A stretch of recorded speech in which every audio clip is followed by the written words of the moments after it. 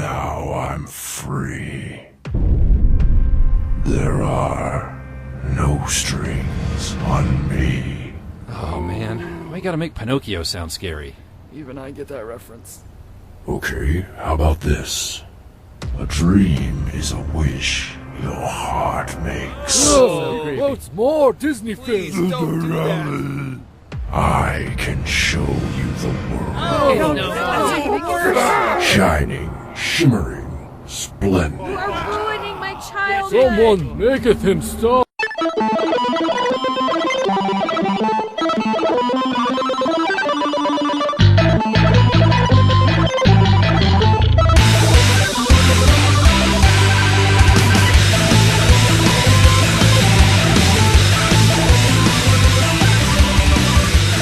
Hello and welcome to another episode of Rolling 20s. We are the show that Dare called Red Sonja Fire Crotch. Steven will be missed. I am Jeremy. Jesse. And V.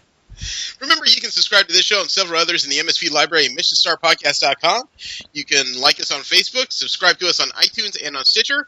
Follow us on Twitter at the Rolling 20s. You can send us any fan mail, suggestions for the show, or hate mail at mspfreight@yahoo.com. At the beginning of the show, you heard music by Machine Supremacy. You can find most of their discography for free download at machinesupremacy.com, as well as their latest couple of albums on amazon.com. The audio you heard at the very beginning was How It Should Have Ended, the Age of Ultron teaser. They had an interesting take on that. We have been off for a few weeks, and I apologize. I had one weekend where I took the family to Disneyland. I had another weekend where I was at a convention with Jesse, and we forgot to actually record anything. Then there was one weekend I was just kind of feeling under the weather. How are things? It's starting to get cold. Yeah, there's that. Really? That's the extent of everything? No. It's getting cold now. Well, Yeah, I mean... I'm kind of waiting for summer to go away. You know, goes away in November.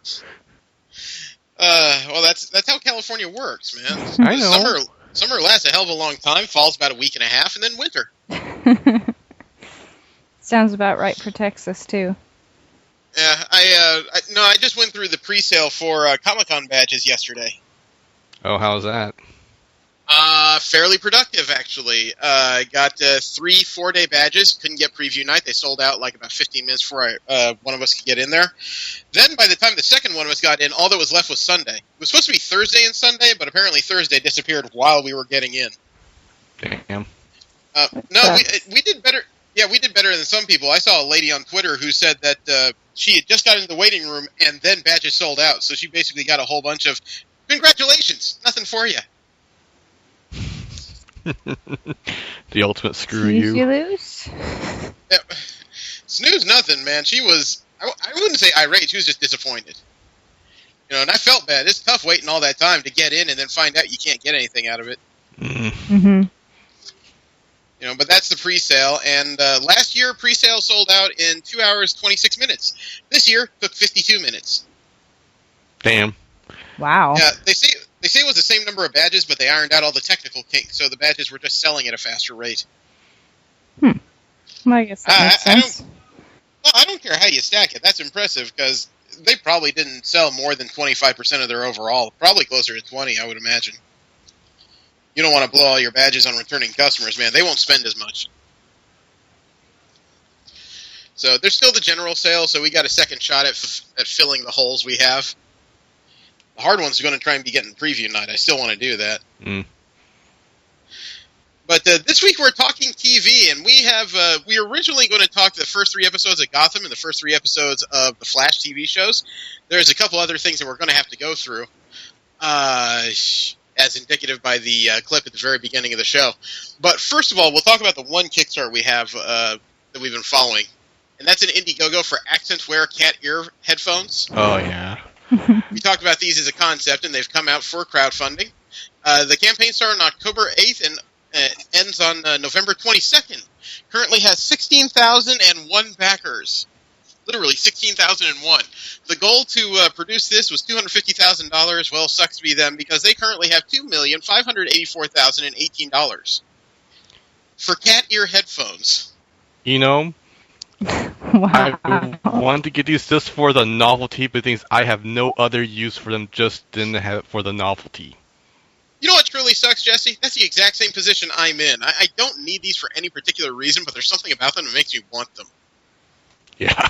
And that's why it's so popular. Yeah, I'm guessing so. You know, they have, and they're selling them below retail for the crowdfunder. You know, you can get them for $150, which actually includes the $35 for tax and shipping in that amount. For a $575 package or $25 off, you can get all 4 available colors. And according to this, 437 people have bought these 4-packs. Damn. Nice. You know, nobody's paid $10,000 for a custom LED super pack. 3 people have paid $2,000 for a custom paint job. There's gotta be people that knew them already. Or just have loads of money, I guess, but... Yeah, where are these people? I need to know a few more. Right. I still hope that these ears are removable, just for the sake of both maintenance and just occasionally you don't really need cat ears on your head while you're listening to music. I imagine it wouldn't be too hard to make them removable using a jack port as the point of attachment. Probably, but that would also make those jacks, very susceptible to snapping, since you couldn't pull these straight out. You'd be hoping that brass and wire held together if you knocked your head into something. Right. Mm-hmm. So I couldn't say for sure. There may be something else to it, but you never know until you get your hands on one. Yeah. Well, from there we can jump straight into the video game news. I have a question. Have you guys ever been so upset at a developer you would threaten them with death? No. I've never even been slightly upset at a developer. I've been disappointed with a couple of games, but not to the point I will, cry. How about distribution companies? Have you ever been so mad at the company that put it out that you would threaten death? No. Okay, believe it or not, this has occurred.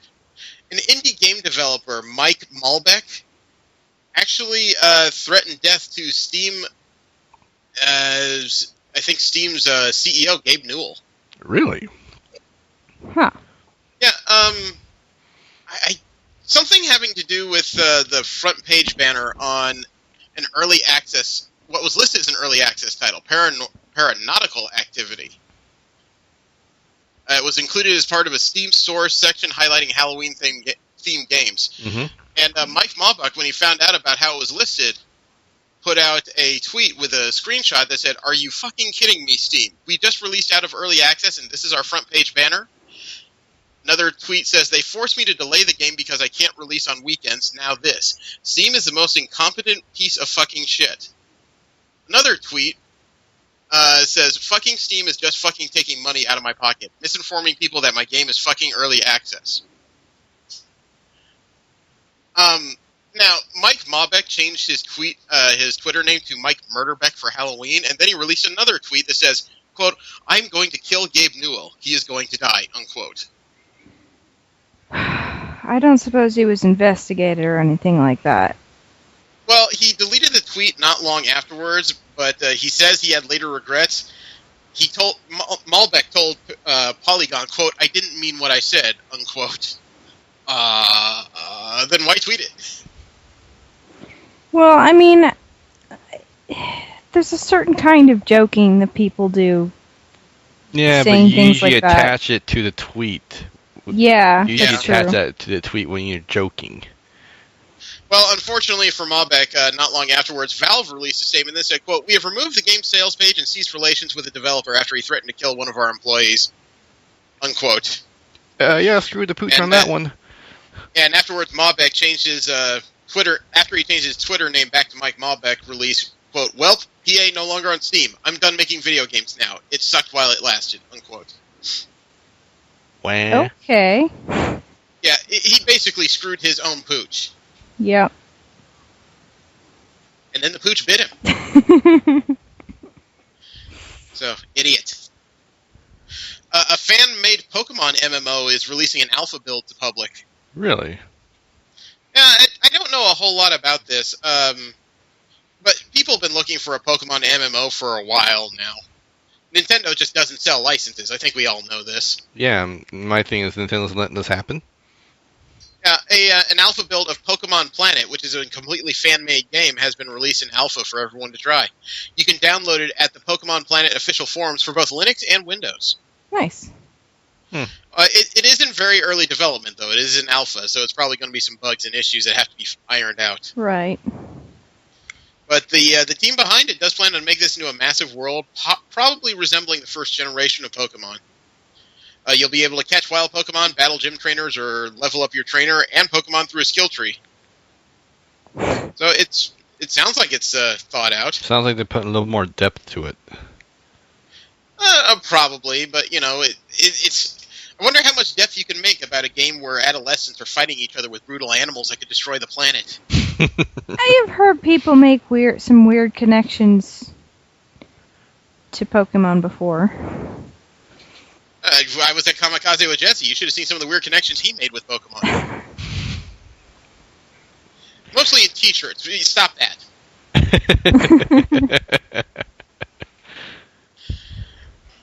Jade Raymond is a producer at Ubisoft. She left the company.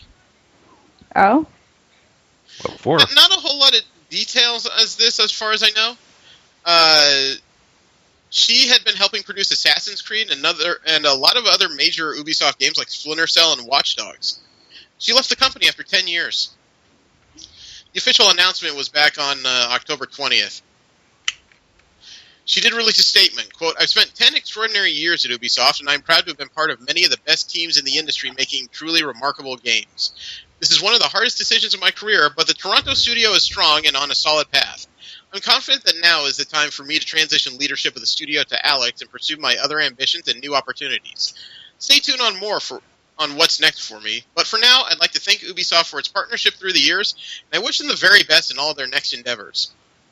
And then she promptly threatened death against Gabe Newell. Also? No, I'm kidding. Oh, okay. I'm totally kidding. Just checking. It was a thing that could have happened. I had to throw that in there. You guys seem so rapt. Well, I like Ubisoft, or at least I like many of their games. I don't know if I like them objectively. Objectively, I haven't been into a lot of the stuff they've done, but I mean, Splinter Cell, Assassin's Creed, I don't think you can argue that they're doing well, right? Frankly. The games don't work for me, but they're working for enough other people that they're a well-known company at this point. So, power to them. If everything's amicable and she's confident that people can take over and not break the cycle of games, good for them. Yeah. Indeed. Now, I have something that's more or less a question.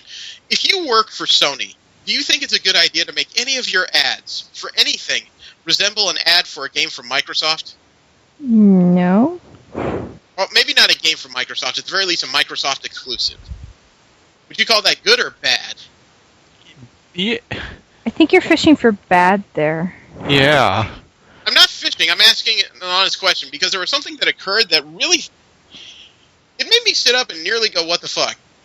The PlayStation Store put out an ad not too long ago. This would have been back on the 21st. And here's the odd part. The Microsoft exclusive for the Xbox, Sunset Overdrive. The ad's been hitting the TV in a big bad way lately. Mm-hmm. Mm-hmm. Sony put out an ad using the font from Sunset Overdrive on their PlayStation Store sale from a few weeks ago. Okay. And the font is unique. Yeah, it's never existed outside of Sunset Overdrive before. Now, the font is out for public usage. The font is called Overdrive Sunset. Not exactly very original there. But the fact that somebody picked this out, I guess didn't research it, and then used it in the PlayStation Store, I call that kind of monumental fuck-up. You don't want PlayStation players to sit there and think that this all reminds them of Sunset Overdrive. Maybe they should check that out. From a marketing standpoint, it's just not bright. Yeah, you're absolutely right about that. So, I mean, it's not like Microsoft said, he, thanks for the advertising. The only response they got were from the makers of Sunset Overdrive, who said, quote, in Twitter, I should say, quote, "Hey, PlayStation, nice font. Glad you guys are excited for Sunset Overdrive too," unquote. Nice. So, like I said, nothing was necessarily wrong here. Nobody did any malfeasance. Somebody grabbed a free font, which is all good, but really should have did a little more checking on this before they released it. Yeah. Because that means that this went by a designer and an editor and the publisher, 3 seats somewhere in the company to get out to the public. There's a few people that would get some nasty letters in their human resources reviews. Yeah. I think 3 job openings, just opened up. Not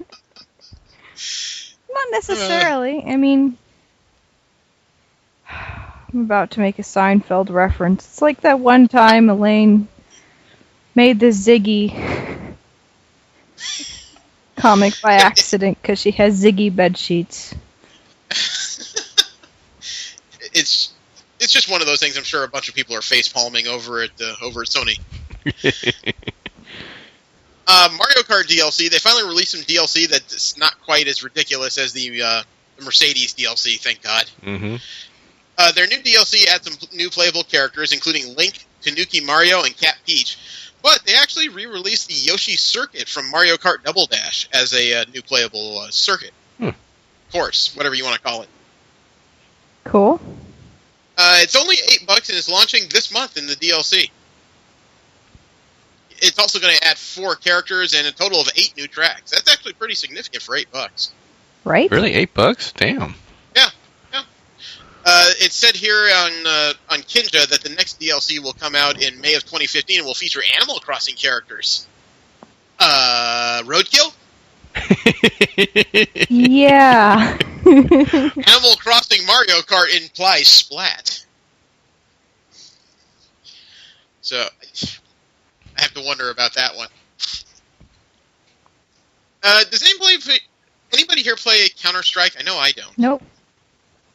Nope. Okay. I think Counter-Strike I've seen is... people play it. I've seen people play it at Anime Expo. It is a fervent player base because it's not a very pretty game. It's not high on graphics, but the gameplay on it is usually solid from all descriptions I get. It's a frenetic, fast-paced game on PC. Well, they're releasing some new DLC and skins, including the ability to don the maneuver gear from Attack on Titan and hunt down Titans in the game. What? Really? Yeah.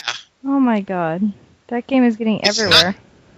Well, I mean, it's not directly mentioned that the gear will be used in the game, but it is apparently put out in some Japanese website as skins, including skins for Titans of different varieties in the game. I wonder how far this is going to go. Easy, Jesse. Do not puke on me. I'm not a fan of the series either, but I got to applaud some of the innovation to at least get this far. Yeah. The Titans will roam the world of Counter-Strike Online from November 5th, which means they're already active, to December 23rd. Wow. But this is on Japanese servers only. This is not meant for American servers as of right now. There are some American fanboys that are going to be disappointed. Yeah, there's going to be some... then again, American fanboys who know anything about Attack on Titan probably own Japanese PCs and OSs. So... Of course it's a thing. Why would I even... Yeah. Well, while Jesse and I were at Kamikaze, Steve decided to entertain himself by picking up Titanfall. How's he enjoying that, by the way? I have yet to see him play it. Okay. But he's going to have a new reason to play it. Titanfall is getting a 4-player co-op mode called Frontier Defense in an upcoming update. Oh, that sounds fun. Yeah, it's going to be a horde mode style level shooter where waves after waves of enemies are coming at you, and you can team up with up to 3 other players to defend the tower. Huh. Might be a reason to pick it up. Yeah, it's including enemy types that are entirely new to Titanfall. This is going to break the mold since Titanfall is basically, since its inception, has been nothing but a PvP game. It's been an interesting arena game, and I enjoy it thoroughly, but this is very different from the current playstyle. Very. Yeah, but they're even adding new Titans to this. Oh, finally? Well, Titans are a tricky balance, man. Yeah, no, I get that. Well, I mean, you've seen the gameplay. It's tricky because it's not like it's just Titan on Titan violence. It's Titan versus humans, too. You got to figure out how to make them viable against 2 different types of players all at once. alone you got to rebalance the players so they're viable versus these Titans. Right. Counter-Strike had one other odd thing that came up for the Halloween season. We probably missed it entirely, but I think it's worth a mention. Chickens play a role in Counter-Strike. To what degree, I do not know. Wait, chickens? Chickens? Chickens, yes. I don't mean as playable characters. I mean, they're chickens yeah, in I Counter-Strike. got that. You can shoot them, and, it's a thing. During the Halloween season, Counter-Strike servers had zombie chickens in them. Nice. The developers even released a small press release. They called it a murder most foul. Quote, beware, for with all these treats also come tricks. For too long, the chickens of Counter-Strike Geo have idly watched as their brethren were slaughtered by the droves. And on All Hallows Eve, there is no more room in chicken hell, unquote. Honestly, oh my God, when you I mentioned chickens, I thought immediately of Link to the Past and how you could, attack chickens and just be mobbed by them later on. I don't know how similar this is, but, it must have been really weird for some players who weren't aware to go running through the streets trying to chase down terrorists. And all of a sudden you hear slow clucking behind you. Bark, bark, bark. Bark, bark, bark. You laugh, but this is the quality of chicken that's probably served at McDonald's and the Nuggets right now. Oh. Are you seeing actually using real chickens? I like chickens. No. They're fun. Yeah, I'm implying that McDonald's has never used real chicken. The last bit of video games news I have is kind of a curiosity because it's one of those curious Japanese tweets that doesn't make a lot of sense on the surface. Square Enix made a tweet on their official Kingdom Hearts Twitter account saying, quote, we've been busy today working on a secret project, unquote. And this came out on October 23rd, and what it shows is one of the developers standing with his back to the camera wearing a Kingdom Hearts 2.5 jacket standing in front of the castle at the Disney Paris. Okay. Nobody knows what exactly that means, but secret project having to do with Disney. Some people are wondering, does this mean a theme park ride might actually be coming? Is that something people have been wanting? It's probably something Kingdom Hearts fans have been wanting. Like they've been wanting the third game, which is about 12 years late.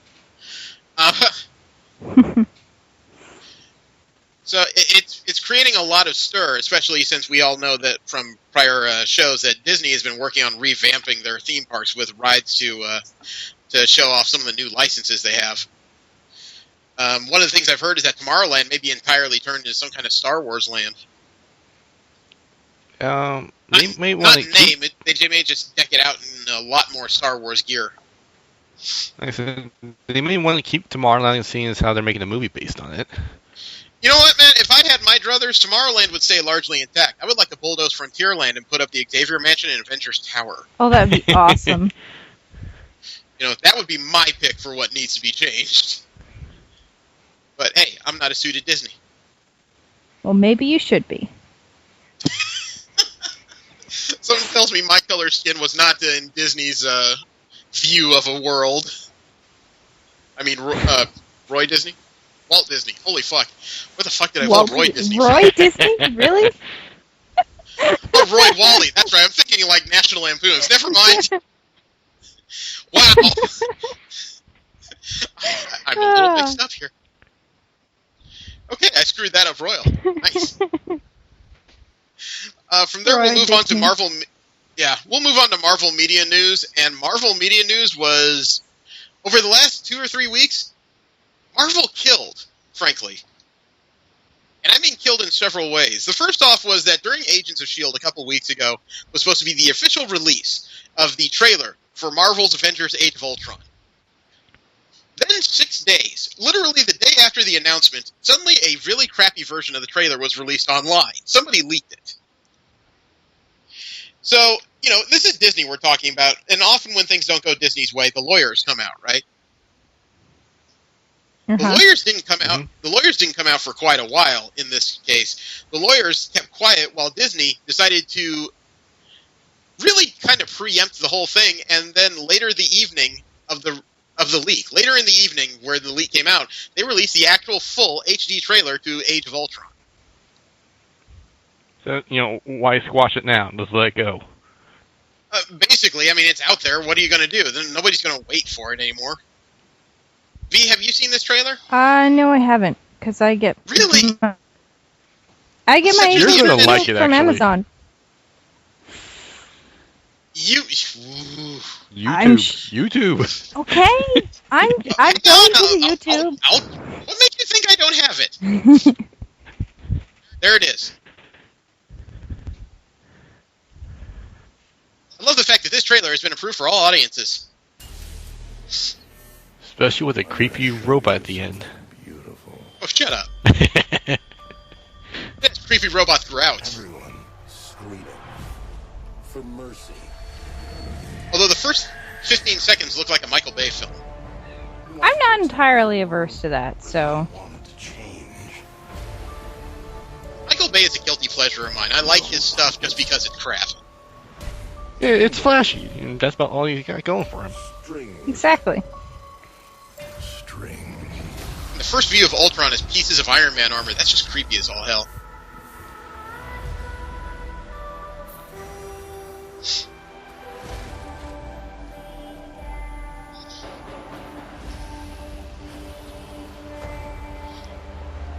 I will say this, the trailer does a good job of making it look like the stakes are pretty extreme in this film. Certainly I looks love that way.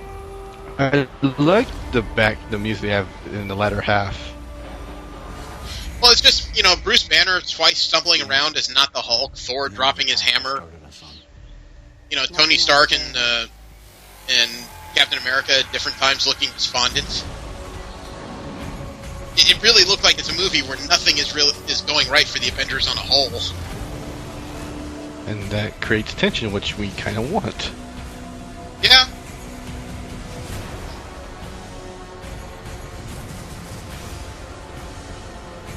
It's, when I heard the trailer was coming out, I was kind of worried because the expectations for following up on the first blockbuster were pretty large, hard to match.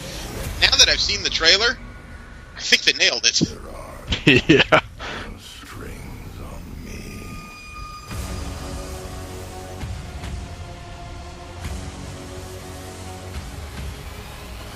Ooh, Then that last line, broken shield.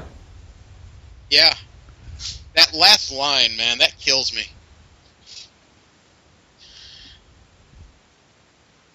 I mean, after viewing that, and this is... I know people are going to say this is ego. This is not ego. This is what I want. Batman v Superman is going to have to be perfect. I don't see any other way it'll make money. No, if they don't make a fantastic movie to follow up this one, it's going to really just drive a stake right into the forehead of DC Cinematic Universe before it starts. Yeah. So Batman v Superman has to be great. And It has to be superb. Yeah, it really does, and I hope it is, because the more there's competition, the more likely both companies are going to push the edges and really make some terrific films. If not, this is just going to be really bizarre. Yeah, I The hope thing is, Superman... Sorry, go on. Superman v. That DC film. I'm tired of saying the damn thing. Okay, it's got Batman v Superman: Dawn of Justice. Let's get that out of the way. It's got to do well because it's got to compete with not only just the second Avengers, but it's got to compete with the third Cat movie. Well, not anymore. They moved that. Yeah, still in the same damn month. Jesse, I'm glad you mentioned Cap 3. That's the other thing that Marvel has done in the last couple weeks. On October 28th, they held a special announcement out in Los Angeles. People were wondering for weeks what this was going to be. And because of all the speculation with Doctor Strange, the thought was it had to do with finally announcing the lead actor behind that. Turns out they had no interest in announcing that. Nope.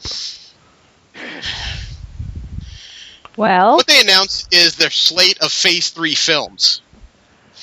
And it is large. Not only did they announce what films, they announced dates. May 6, 2016, the third Captain America film has an official subtitle of Civil War.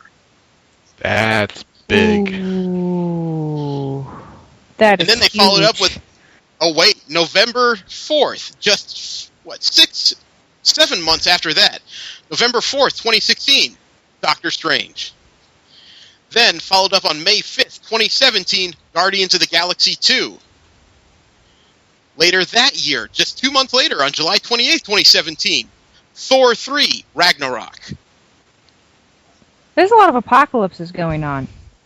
Oh, it gets better, because later that same year, November 3rd, 2017, the Black Panther is official. They didn't just announce the Black Panther, they brought out the actor playing him. Really? Chadwick Boseman is the lead character in the Black Panther. I heard Who? rumor that he was supposed to make an appearance in the Cap 3 film. He may make an appearance in Avengers 2, if you remember. They spent some time filming in South Africa. Hmm. And then, here's the one that made people drop their pants. May 4th, 2018. Avengers Infinity War Part 1. You heard that correctly. Part 1. They spread Avengers 3 over 2 films. That doesn't surprise me at all. And I'm glad. This has to do with the Infinity Gauntlet, arguably like Marvel's most well-known event outside of the Dark Phoenix saga. And then another pants dropper of an announcement, July 6th, 2018, Captain Marvel. And it's the Carol Danvers Captain Marvel. Yeah, there were screaming fans for that one. Yep. To follow that up in 2018, November 2nd, the Inhumans get a movie.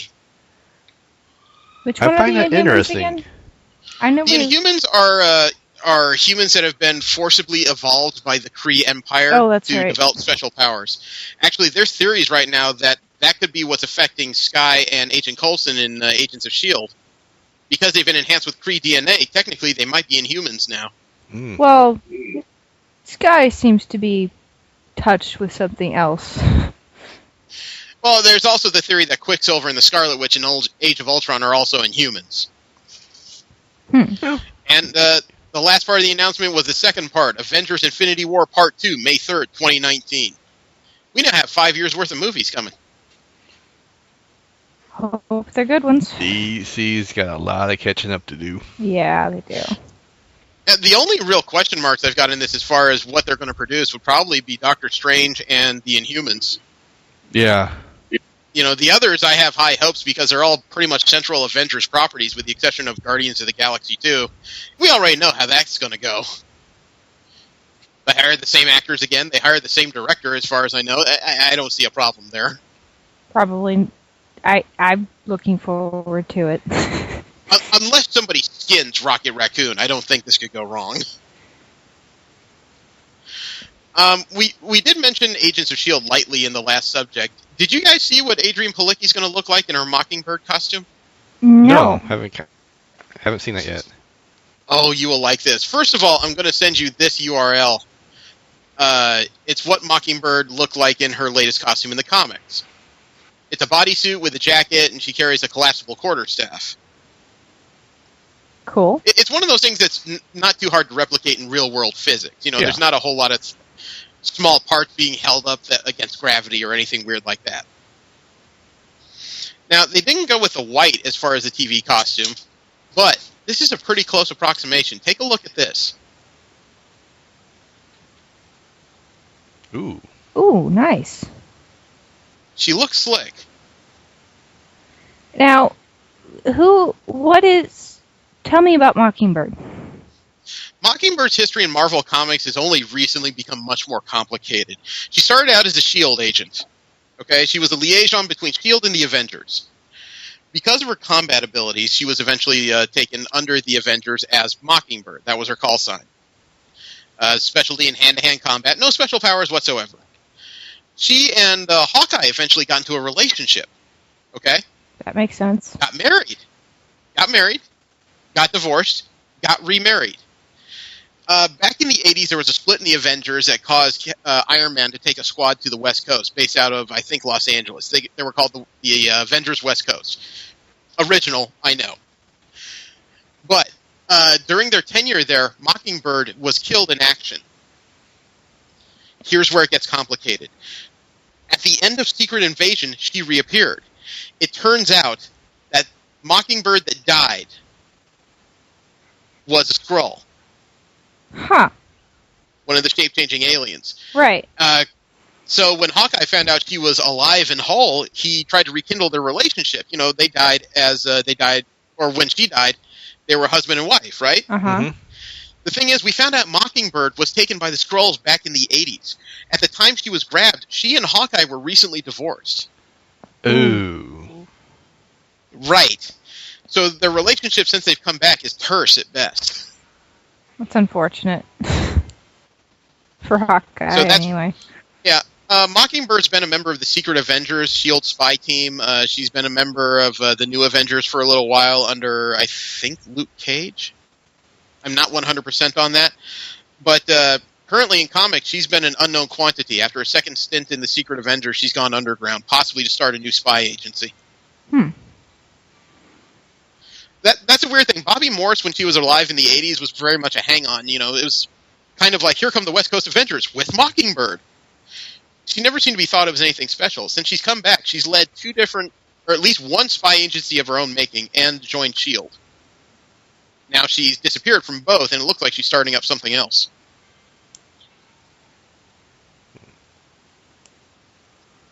Pretty nifty, in my opinion. Well, I like her character in S.H.I.E.L.D. so far.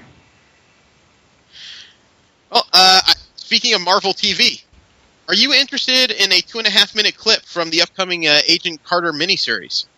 Sure. Sure.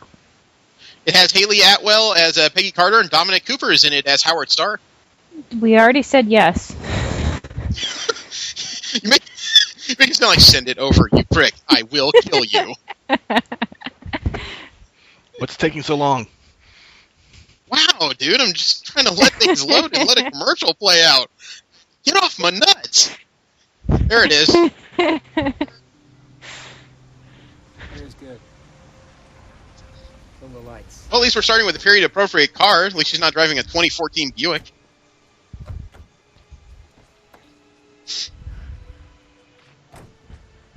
Where are you headed? It just occurred to me how many bad things must have gone down at the docks before there were places that you had to watch out for radar and satellites and stuff. The rest of them are here somewhere, which is where you come in. Where it is, one of the nasty ones is hitting the market in the next day or two. What is it? It's just a piece Nasty of ones hitting the market? So you mean the Seattle Seahawks? of molecular nitrogen. Technically, we're not even sure it works, but well, let's face it, I invented it, so it works. If that stuff were ever fabricated, Boom. this much would level a city block. I'm not talking the short ones. Avenues. I'm going to regret this, aren't I? Absolutely. When you're not humiliating him, that fellow up there's in the butler. I'm still interested in the series, although this clip seems to be playing a little heavy on the melodrama. Yeah, a little bit. I'm okay with that, but I can see why people wouldn't be. Well, Agents of S.H.I.E.L.D. took a while to take off, too. Hopefully the showrunners have the same kind of long game going. Which one? Oh, this Just a thing matter is of- based off as a miniseries, so they actually got to move pretty quickly. Well, it's a mid-series break. It's probably going to be a 12-episode season that may get extended if the if the 12-episode minis goes well. I'm not sure miniseries is the right word for it, but it's, let's say, limited TV series. It's going to have a beginning and an end. The thing is, though, from where they started would be like 1945, so they technically have about, 65 years worth of stories they could tell prior to Nick Fury. Or prior to the Avengers, anyway. Right. Call any time for me. What happens at night? Was that supposed to be Jarvis? Yeah, that's Jarvis. Oh, awesome! Yeah. I didn't hear him mention a name, No, I was yakking. Howard Stark mentioned it before taking off. I know we've heard that Jarvis is going to be on the show. I just never pictured him so young. In the comics, he's like eternally old, like Aunt May and shit. Wow. I'm really curious What? if the actor playing Jarvis is the same guy voicing Jarvis on the Iron Man series. It couldn't be. Paul Bettany is doing that, and he's going to be appearing as the Vision in the Age of Ultron. Aha. Paul Bettany is one of those guys I'm sure you recognize if you saw him. Usually he plays drunken Irish assholes. Speaking of reports, we have something that's called rumor for the time being, but word is Marvel is in final negotiations with another Doctor Strange candidate now. One of V's favorite current actors, Benedict Cumberbatch. Oh, I heard about this one. Yeah. Oh yeah, I did too. Yeah, Khan from Star Trek Into Darkness could be calling upon the Eye of Agamotto in the near future.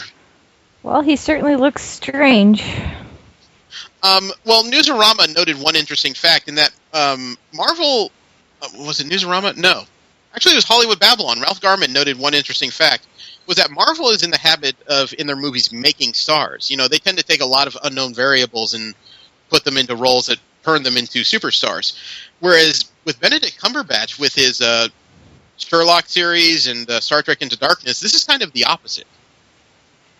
You have an established star, you're probably going to have to pay him through the nose if you want to make a multi-movie appearance.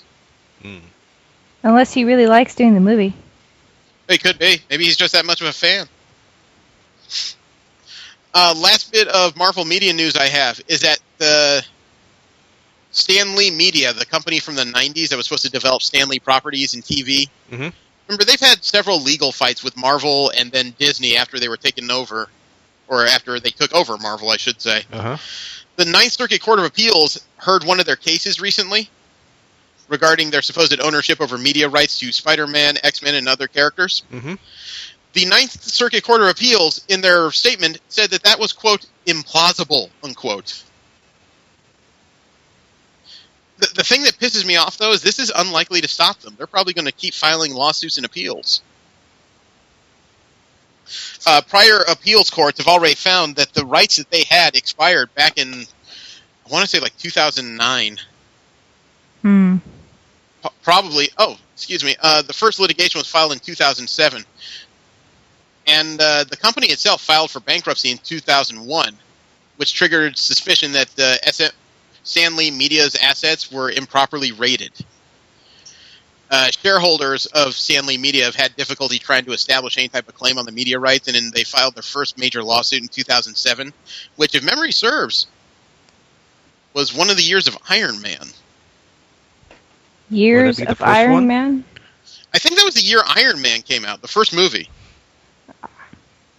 So basically, they probably saw the dollar signs and said, we should get a chunk of that. And they've been trying ever since, and they keep failing at it. Sooner or later, if I'm still a shareholder of this company, I would have to start suing the CEO, just going, stop it! You're losing my money! I'm just thinking to just roll over and die. Just, they probably ought to, wasting but everyone's time. They probably ought to. They're probably just looking at it as the second they win, they're probably due like close to about $500 million. That's only a guess. I couldn't say for sure, but even a small percentage of what Disney and Marvel before them had pulled in by movies would probably be a hell of a sum. You know, the Avengers themselves, the Avengers movie itself pulled in over $1 billion. Yeah, just the Avengers movie was over $1 billion. If you add in the subsequent movies and the ones prior to that, which usually make between 400 and 600 million each, a small percentage would set you up for life. So, I'm sure they're going to be dicks about it until they've exhausted every means they have. Probably. We're going to move to DC Media from there. Speaking of the Gotham TV series, they're adding another Batman villain to it. They're adding the Scarecrow. Oh, yeah. Probably not still being played by Cillian Murphy, right? I seriously doubt it. There's a couple things about this that are striking some Batman fans the wrong way. You know how the Scarecrow is the same approximate age as Bruce Wayne? Yeah. Yeah. This character is being introduced as a full-blown adult in the TV series while Bruce Wayne is still a preteen. I knew they were going to mess around with the ages of people. Well, they already did it with Harvey Dent, so... Well, there's another curiosity that's kind of making people wonder what exactly is going on here. The character of the Scarecrow is listed with a real name of Stephen Crane. Those that follow the comics closely know that the name of the Scarecrow is Jonathan Crane. Father? Oh, so inherited. Possibly. Well, we still don't know. Maybe, for all we know, they're changing names just to make it sound more menacing. For all we know, they're trying to make it sound like that Doctor Strange, Stephen Strange, is just as weird as Stephen Crane. I don't quite know where this is going. And Oswald Cobblepot's threatening? We'll get to that, trust me. Yeah. There's also a set that was built in New Mexico around mid-October for Batman v Superman. Uh-huh. It's causing a lot of people to ask questions. I'm going to... Hang on. Let me copy the URL and I'll send it to you. Here you go. As you can see, it's some kind of citadel being built out in the desert. It looks like it's supposed to be some kind of Arabic town. Or village. Mm-hmm. It's not completed at the time of this. This was posted back on October 16th. A lot of the online comments about this were really, really bizarre. They were talking about Lex Luthor building some kind of secret base out in the middle of the desert. Other people were listing it as just some kind of bizarre flashback. Some people said it was supposed to be Themyscira, the island of Amazons, that Wonder Woman calls home. That could be a possibility. Personally, I think all those people are idiots. What do you think it is?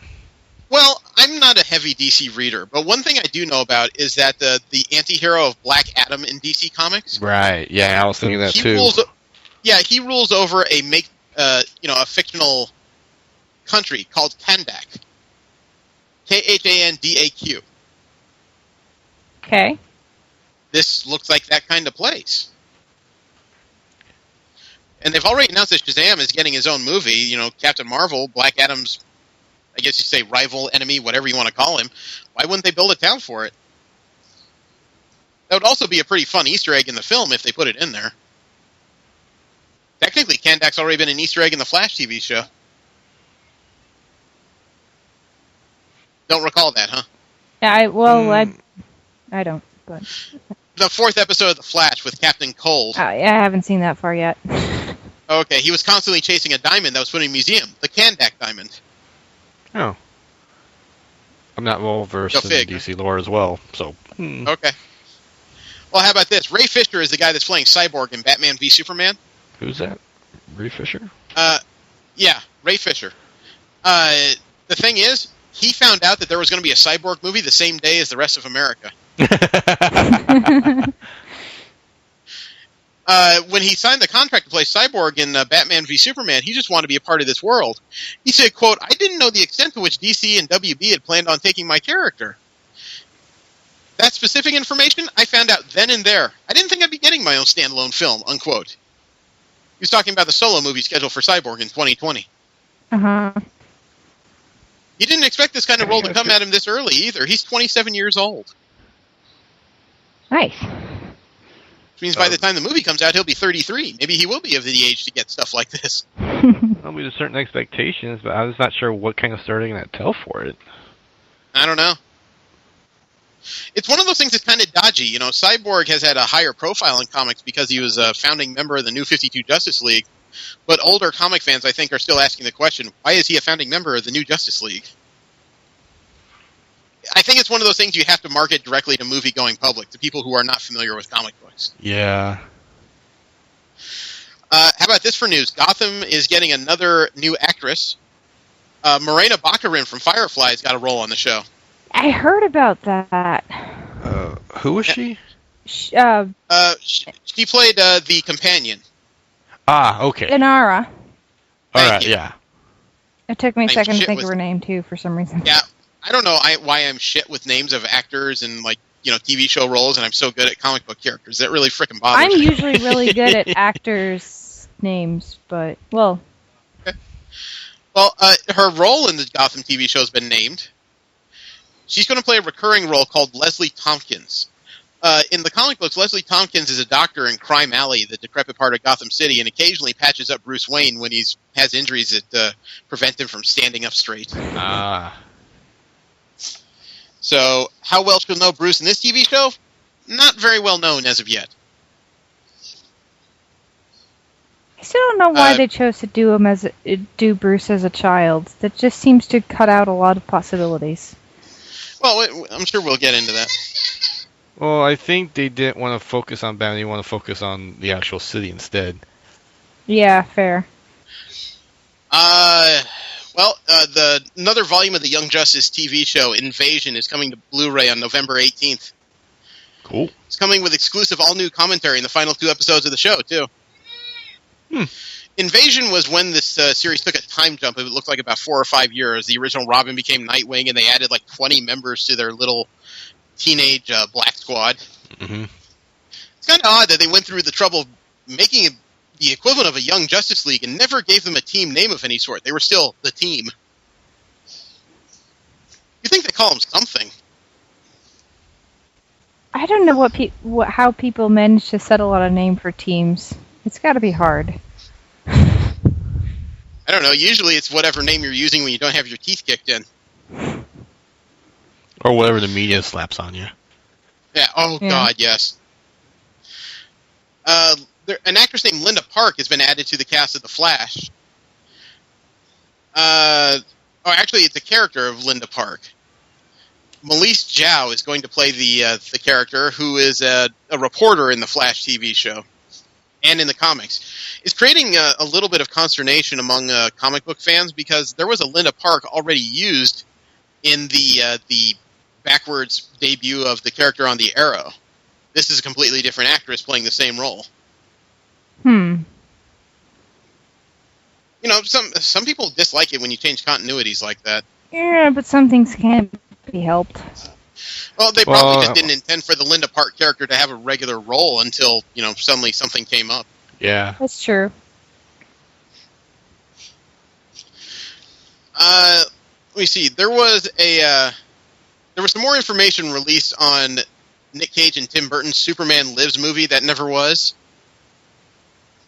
Dan Gilroy was a director of Nightcrawler, a recent movie that came out, and he worked as a screenwriter on a lot of projects, including this Man of Steel revamp and reboot from the 1990s, Superman Lives.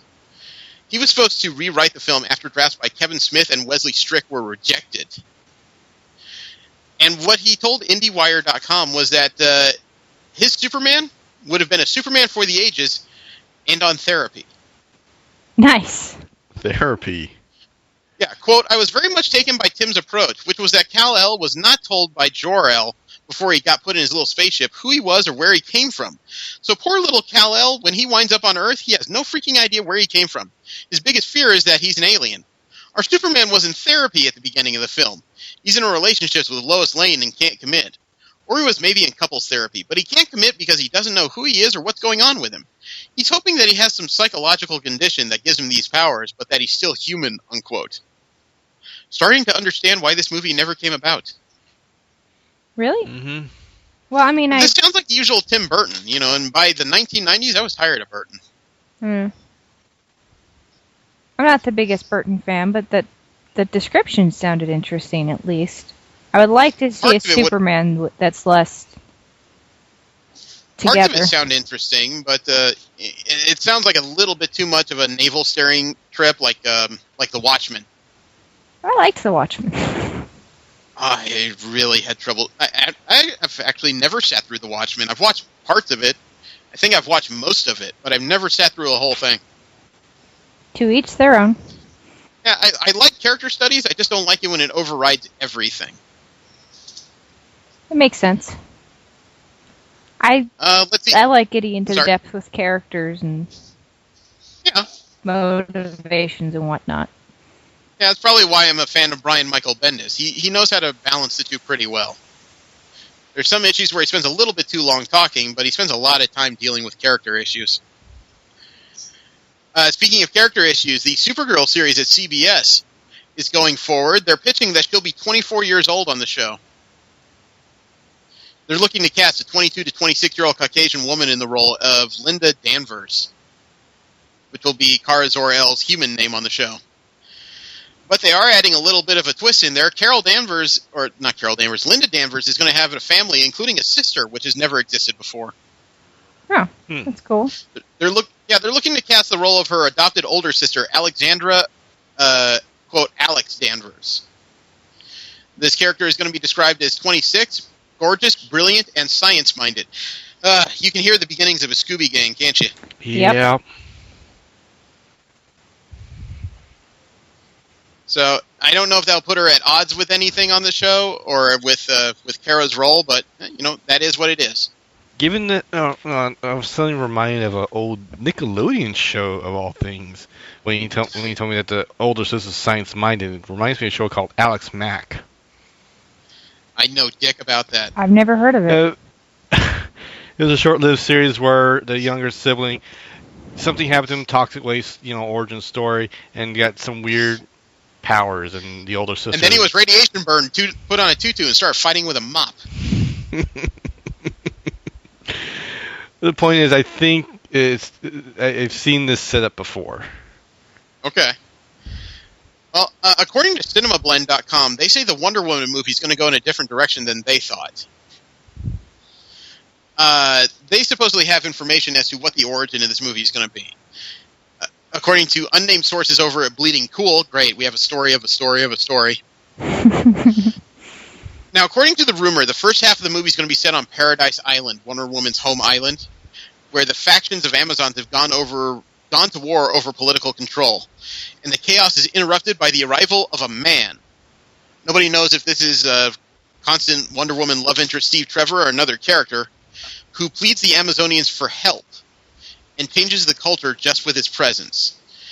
And at that point, Wonder Woman agrees to join him on a return trip home, and it's at this point that the audience learns that the story is set in the 1920s. Interesting. I like parts of it. Why do you think it's so far back, though? Well, it could be of a couple different reasons. Cinema Blend notes that the 1920s was a point of low gender equality. At that point, men were men and women were women, and they damn well had to stay in the kitchen and get pregnant. Right. Mm. So a strong female character would be a hell of a culture shock, but that'd be the kind of culture shock that could change the entire direction of the women's movement, can it? Maybe. Yeah. Well, V, if there is a woman that can lift up a tank and hurl it and still, grab a sword and lop your head off afterwards, that might change a few things. I'm uncertain as to whether or not that would be a rallying force or not, is all I'm not saying rallying force. I'm saying that's a reason for some people to second-guess their motivations and what they thought about gender throughout the years.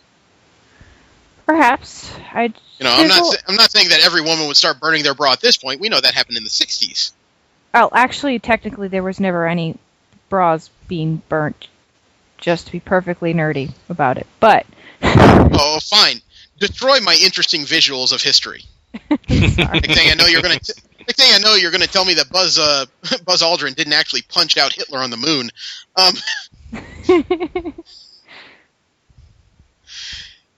Like I said, as far as that, if it's actually true as a rumor, kind of mixed on that. There's things about it I like, things I don't. I don't see why you couldn't push it forward into the 1940s and make the period piece more like World War II, or even push it a little further back and make her part of World War I. I'm kind of sick of both eras, to be perfectly honest, but 1920s hasn't been done a ton recently that I know of. Well, I was about to say, I guess you put it into World War II, you risk the danger of saying you copy Captain America to a degree. Yeah. You could also take it really interesting and push it to like the early or the late 1800s and put her in the Wild West. That'd be very different. No kidding. I haven't. I can't tell if Jesse's scoffing or not. That might actually be cool. A steampunk I'm Wonder Woman. Shit. Hey, I'm down with that. Actually, I thought it was funny as hell. I'm not scoffing at you. I think it's interesting. Wonder Woman punching out Billy the Kid. Last bit of DC media news I have is a confusing one.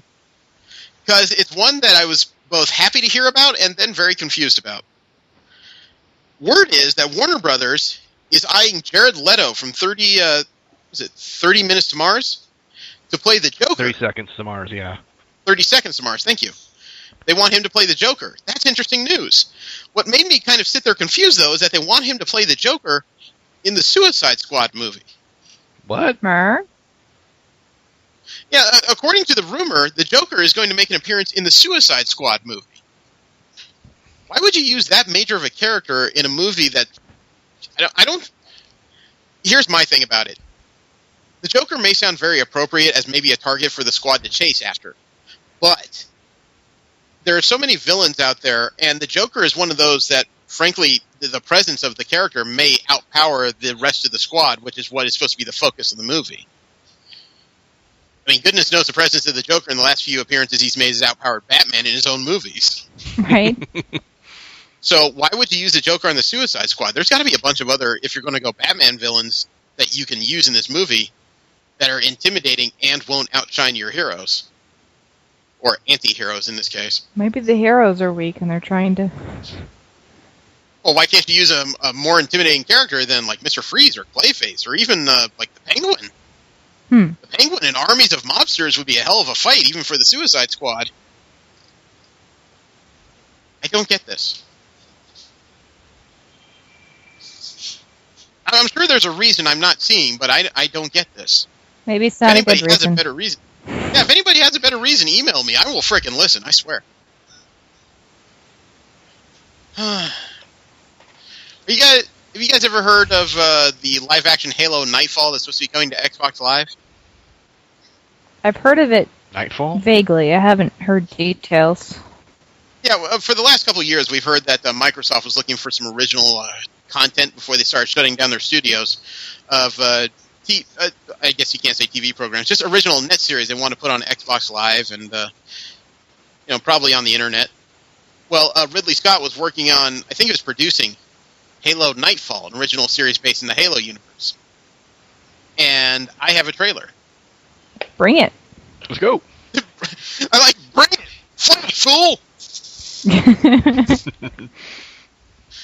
Makes it sound like I gotta get past her fist to give her a YouTube video. There it is. It starts out with a drum beat and a very desolate mountain. Like most games Bungie's ever made. Death will come to all of I'm us, already saying it. Ow. especially soldiers. You give your life away so others will live, Who is the actor talking? and take life where only God can give it. He's got an interesting accent.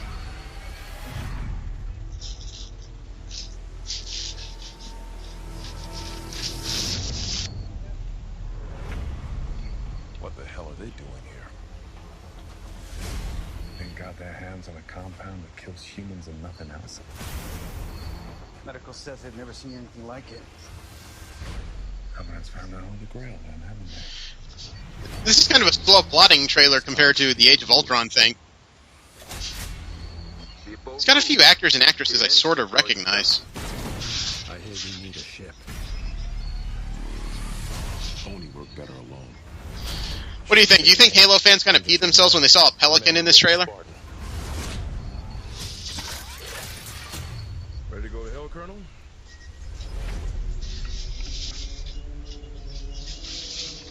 Never thought we'd set foot on the Halo. What do you think so far? Seems well produced. Are we really doing this? I've never really played Halo to speak. Well, I mean, I have, but not linearly. Well, there's always Forward Unto Dawn, the original movie and series that was put out a while ago that you can check out. We will not go out like this. It is interesting that one of their characters is a former Spartan. And whatever they're fighting, it looks like it's a combination of the usual enemies and something else. My question. It's a Halo movie, you gotta have the Covenant. How will you lead? And for what?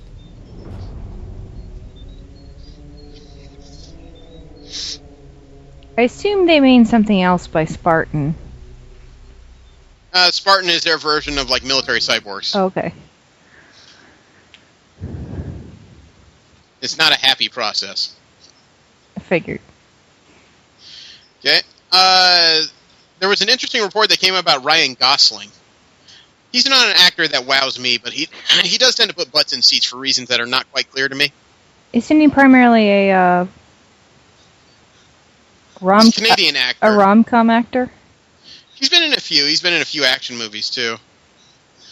But there's a rumor that was put out in mid-October that he's being sought for both roles in Doctor Strange and the Suicide Squad. Marvel versus DC all over again. It's an interesting idea, at least. Let me see. Did you guys know that in the Star Wars Episode 7, they have revealed Emperor Palpatine's full name? No. I mean, we know Palpatine is his last name. I'm going to assume he was never named Emperor growing up. He's probably not another Lord Byron. Yeah, I'm guessing not. They actually gave him a first name in Star Wars Episode 7. His name is Sheev. Is Steve? No, Sheev. S-H-E-E-V. Sheev. Okay, that's better than Steve. I think I prefer Steve, frankly. Well, Palpatine makes it sound like a prison movie. Go on there, Sheev Palpatine. What kind of name is Sheev? I've never heard of it before, but it is a fantasy movie, so. I guess I've heard worse. I mean, the Star Wars universe does have a Jedi Master named Kit Fisto. I'm not bullshitting you. There's a Kit Fisto in Star Wars. Yes. Is it in the expanded universe? Actually, I don't know. Jesse? Jesse Oh my God, is... I think Kit Fisto killed Jesse. Jesse has been kidnapped. You got to him first. Let me see. According to this, Kit Fisto was actually... I think he was actually in the prequel trilogy. He was that octopus-headed looking Jedi Master. Oh, there's a mute button. Found it after I muted myself. Yeah, Fisto participated and survived the Battle of Geonosis and led an assault team during the Battle of Mon Calamari. Like, I know what the hell that means. Yeah, I don't remember. Fisto perished at the hands of Darth Sidious. What the frick is a Darth Sidious? Darth Sidious was one of the ones from the prequels. Okay. I think. Yeah. Right. He was... Oh, I don't remember. It's in the first, like, episode 1. Okay. Well, I won't not dig any more in that, because this is turning into a hell of a tangent. Yeah. I did find on Kinja.com, there's a new picture book that's going to be put out about Norse mythology. It's called Fall of Gods, an illustrated book talking about a Norse warrior who lost his wife. Almost sounds like God of War in book form. But I sent you guys a link so you can take a look. It has a lot of images that are coming from the book. This looks like a hell of a coffee table book, really. There is some really intimidating stuff in here. I like Norse stuff. I sent you the URL. Take a look. I'm looking. All right. It looks Calm cool. the fuck down. This was actually Kickstarted a while ago. They successfully funded it. Oh, nice. The double page of Fenrir standing over this guy's, it looks like on the head of an old Colossus. That's a really intimidating picture. Yeah. Yeah, I like the one right above it with the fiery lightning. I mean, I like that one too. I like them both. I'm almost sorry I didn't get involved in this. This looks pretty awesome, actually. This was done by Ramses Berggreen. Okay. You know, what am I getting a poster of that Fenrir pic? Yeah. Well, let me see. Believe it or not, in general media news, we found out that there is going to be another shark invasion. Sharknado 3 has been announced. Really? More NATOs? Yeah. Yep. Not only that, they've chosen another coastal city. LA's gotten a Sharknado. New York's gotten a Sharknado. And now we found out it's going to Orlando. I haven't watched any of these yet. Neither have I. I've seen the first one, unfortunately. I've watched bits of it, and I am not interested. Yeah, I don't usually like to do the... I'm not into cheese. Yeah. Well, I'm into... It really depends. You know, it's just this is not something I'm interested in. The few bits I've watched of the original Sharknado make me realize I don't like this. So when those people were blowing whistles at last Comic-Con, really wanted to throw something at them. Unfortunately, all I had were the graphic novels I bought, and I'm not throwing those away. How about this for an unintelligent decision? Toys R Us was under some scrutiny by a parents group for having action figures for Breaking Bad on their shelves. Really? Yep. Mother's Group, started by Susan Shriver, started a Change.org petition after seeing Mezco's figures of Walter White and Jesse Pinkman in the adult figure section of her local Toys R Us. Now, these toys are being advertised for ages 15 and up in a section specifically designated for adults, and she hated the fact that in a store that's marketed towards kids, these figures were available. Toys R Us actually responded and did pull these figures from their circulation. Here's the question I have. Out of all the action figures available to kids, has not Sinestro and Darkseid and Galactus destroyed a hell of a lot more lives than Walter White and Jesse Pinkman? That's a good point. You know, and those weren't guys that had the same motivations as Walter White and Pinkman, who were just out to get their little piece. You know, for the most part, they weren't into wanton destruction. There are other characters out there who would gladly raise the country just for their own gain. I mean, there's much worse figures out there that kids could actually buy than these two. Yeah. But Let alone, it's already been clear that these were in the adult section. These weren't for fucking kids. It's all about how it's sensationalized, though. I mean, a graphic novel is still a whole lot less graphic than HBO or Stars or whatever channel it was on. I don't know. Big Barda and Superman had sex when somebody hypnotized them, so big.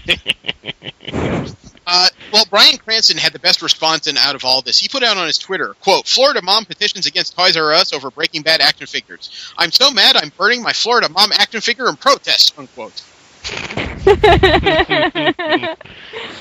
That's awesome. I do have a list of the 10 most expensive flops in television history. TV shows that just did so poorly, but they were also super expensive. Oh, let's hear it. I'm curious. Oh, the first one on the list was one I was actually enjoying, Terra Nova from 2011. Oh, yeah, I liked that well enough. I was very interested in that. I thought it was going well, and it was getting more interesting as the show went along, but not a lot of people stuck through the beginning. Number 2 on this list, well, I should say that each episode of Terra Nova cost around $4 million to make after a $16 million pilot. Scheisse. A very expensive show. The second one on the list is something I'm not familiar with. Anybody ever heard of Super Train from 1979? Nope. 79? I wasn't even born, so... Me neither. It was a TV show that almost bankrupted NBC on a whole back then. Sorry, what was Super Train about? It was about a super train powered by nuclear energy that ran at high speed between New York and Los Angeles at around 200 miles per hour. And you're They're guessing stuff. They're guessing, according to this article on Kinja, that stuff actually happened on the train, but none of their people had really seen it. But the show, compared to today's money, would have cost about $3 million an episode to produce. Damn. It was canceled after 9 episodes due to low ratings and bad news, or bad reviews. Super Train also regularly appears on a lot of lists of worst TV shows of all time. I've never heard of it.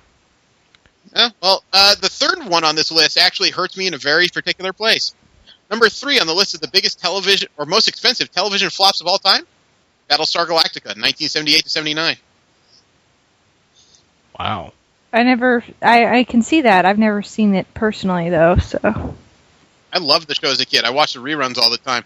It cost approximately $1 million per episode way back in 1978. It was eventually rebooted as one of the most generally loved sci-fi shows of all time, but the show's original performance in 78 was only so-so after a strong start.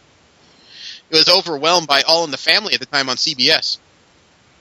ABC decided not to renew it for a second season. Number 4 on this list from 2007. I did watch this, and I hated it. The Bionic Woman. I never saw that either. Haven't It seen that one. lasted most of a season, if I remember correctly. The pilot for the show cost about $7.4 million by itself. Then after that, each episode cost about $6 million to make. Damn thing had a promotional budget of $15 million. The show quickly lost viewers, and it was also hurt by the 2007 writer's strike. Ooh. Ooh. Yeah. Number 5 on the list, I'm not familiar with, from 2009. It's called Kings. It's vaguely based on the biblical tale of King David in a fictional kingdom resembling the modern U.S. Not heard of that. That's hard to wrap your head around. NBC sank about $10 million into a 2-hour pilot, and then approved per episode cost of $4 million. Wow. Ouch. Yeah, the show debuted to mixed reviews and poor ratings. It lasted a few episodes before the remaining episodes were offloaded to the summer. So it didn't even get a complete season before it was chopped in half. Anybody watch Starz TV shows? Depends. No. Which shows? Ever hear of Camelot from 2011? No. It's a fantasy drama starring Joe Fiennes and Ava Green. It cost $7 million per episode to make. Wow. It had mixed reviews and so-so ratings, so Starz tanked it after one season. The official reason for the cancellation was, quote, significant production challenges, unquote. $7 million an episode? Well, I mean, Joseph Fiennes and Ava Green are well-known names. It was probably hard to get their schedules converged. Yeah. There's a lot of recent stuff on this list. Number 7 on this list from 2009 to 2010 is a series called Flash Forward.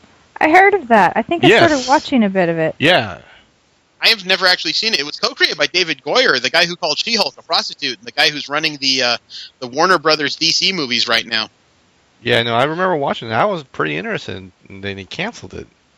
I was kind of disappointed. Well, it opened up to decent reviews, but the ratings plummeted. ABC canceled it after the conclusion of the first season. Yep. Exact numbers on how much this costs are apparently hard to come by. Number 8 on this list is Viva Laughlin from 2007 on CBS. CBS actually stepped away from science fiction and cop shows, and Viva Laughlin was an adaptation of a BBC series called Blackpool. Best described as a musical comedy drama mystery set in a casino. Hugh Jackman was one of the executive producers. Really? Yeah, it's also been called one of the worst TV shows in television history. Okay. The pilot cost $6.8 million, and the series was canceled after 2 episodes. Wow. Oh my. Number 9, I'm completely unaware of, and I don't know what this is. Father of the Pride on NBC in 2004. It's called an adult computer animated series about a family of white lions living backstage at Siegfried and Roy's casino show. Huh? Okay. Yeah, the series almost didn't make it to television because of Roy Horn's mauling by the white tiger. That occurred while this series is being made. I'm pretty sure it didn't help. Yeah. No, it didn't help. DreamWorks did decide to go forward with it anyway. It cost between $2 and $2.5 million per episode, making it the most expensive half-hour comedies ever produced, or one of them anyway. The large-scale marketing push caused the budget to balloon more. The show had dismal reviews, although it premiered to pretty good ratings. Viewership dwindled fast, and ABC, after one season, said no, no, no.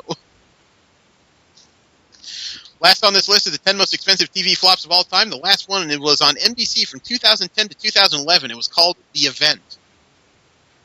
I vaguely remember something about that.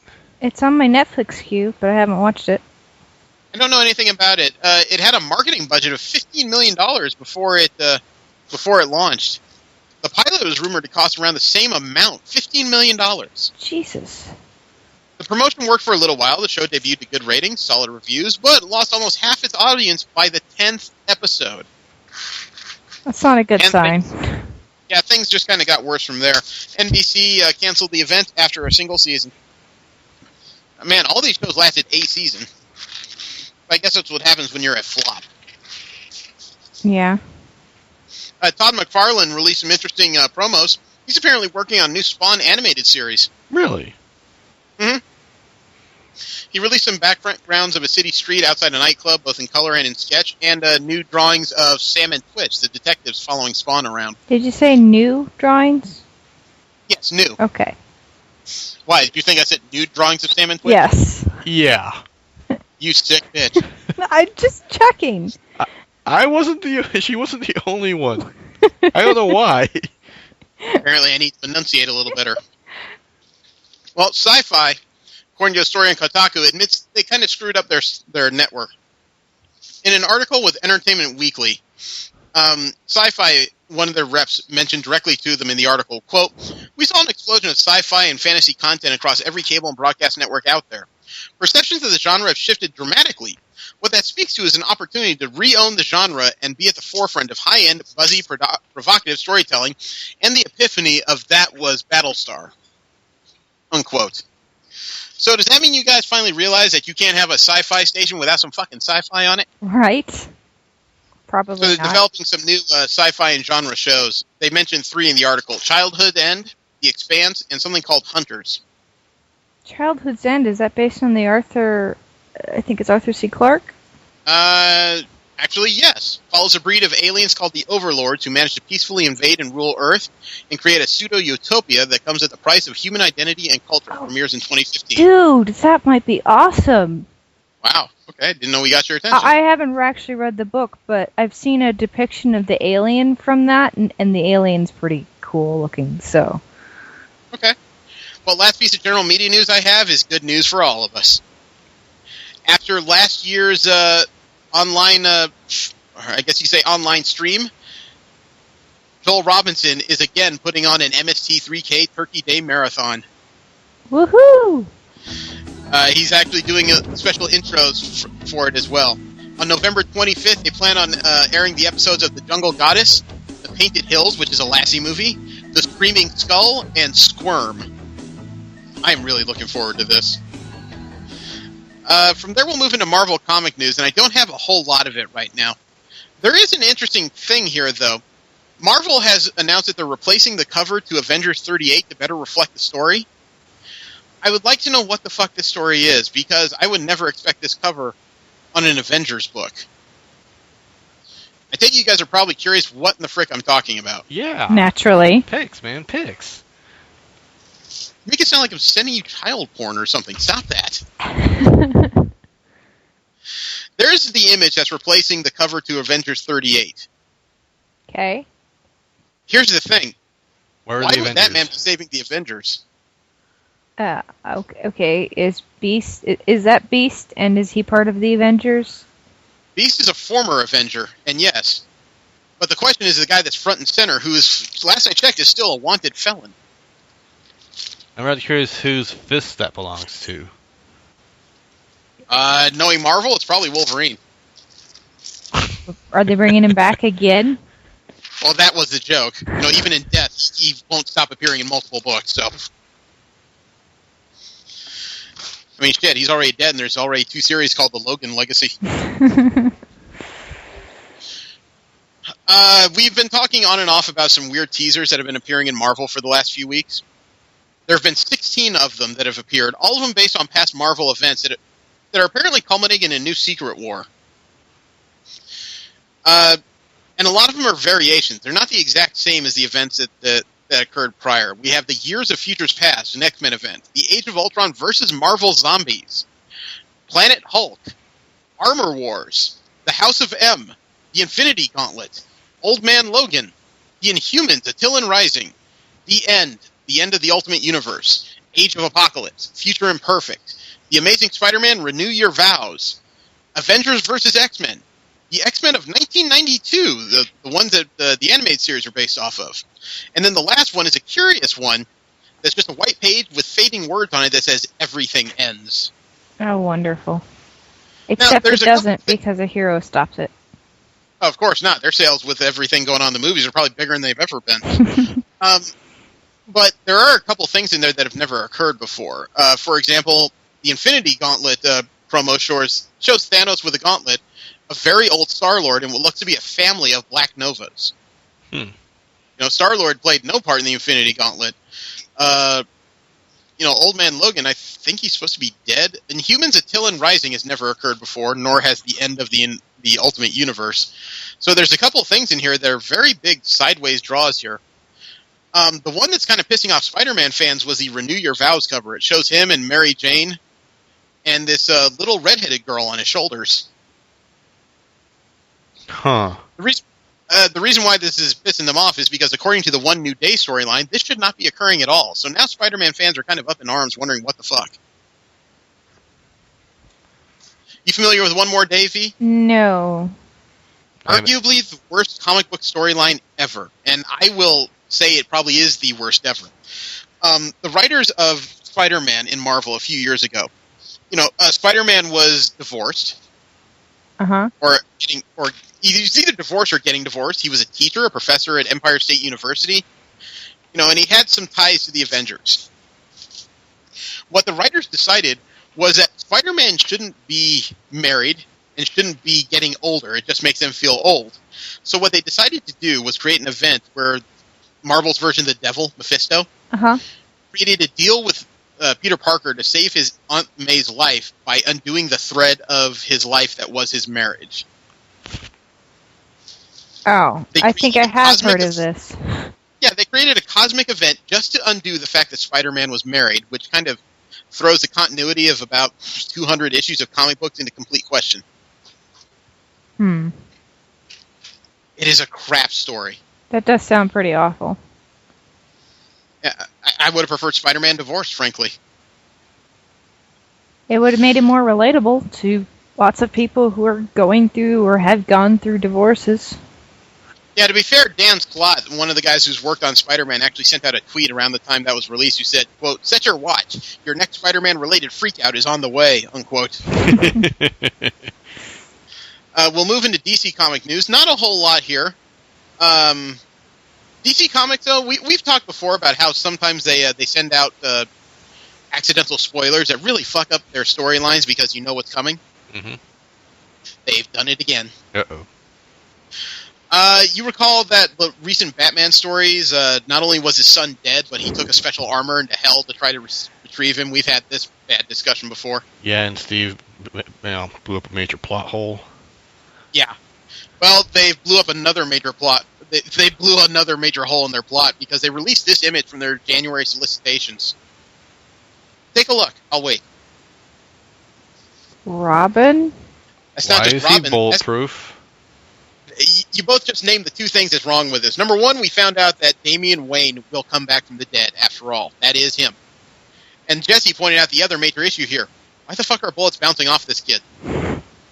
I'm guessing he's not supposed to do that. No, Robin has never been bulletproof. He usually wears a bulletproof vest. Right. Typically as part of his costume, but that doesn't even imply that these gunshots are hurting him. It's more like he's Supermaning the whole thing. Yeah, with the whole, ripping his shirt open type deal, too. Yeah. Also, so there's this is creating a lot of yellow light behind him. Well, it could just be the background of the cover, Yeah. but essentially, this has people across the internet who follow comic books yelling, spoilers! Foul! Yeah, they're upset. I can understand why. I like the character. I wish he was back, but to know he's coming 3 months ahead of the actual story, that's a fuck up. Last bit of DC comic news we have is that Static Shock is getting a live-action digital adaptation. Really? Yeah, they're creating a digital series based on the Static character from Milestone Comics from the 90s. Cool. Which is now a DC property. Cool. I think Milestone came up with some really interesting characters and heroes that are just underutilized. But then again, we're talking about the same fan base that tends to cry foul every time they found out that Thor's going to be a woman and fucking Captain America is going to be black and shit like that. And they're putting pants on Wonder Woman. Oh God, that was so awful, wasn't it? Travesty. Women can't cover their legs. Now have her take her shoes off and get back in the Justice League's kitchen.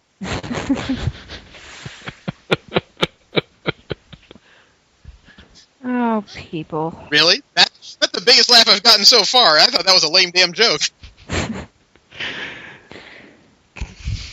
It's just people. I know.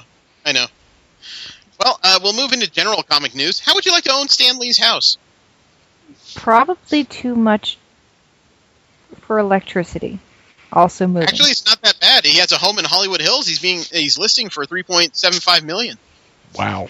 It's a 1945 house that has 2,500 square feet of living space, 4 bedrooms and 6 baths. Actually, that's pretty cheap for a house that size in Hollywood. He bought the house in 2006 for $3.59 million. Not selling it for much more than he got it. Then again, I guess you could argue that the extra $0.15 million could just be attributed to his ownership of it.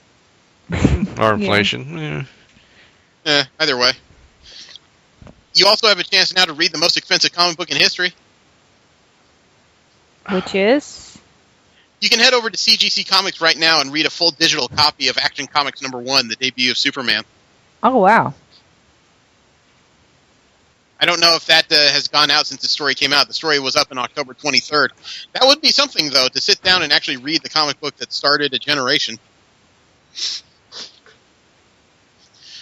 IDW is getting Jack Kirby's Miracle. They're doing an artist edition of the Mr. Miracle miniseries. That is an older book that debuted back in 1971.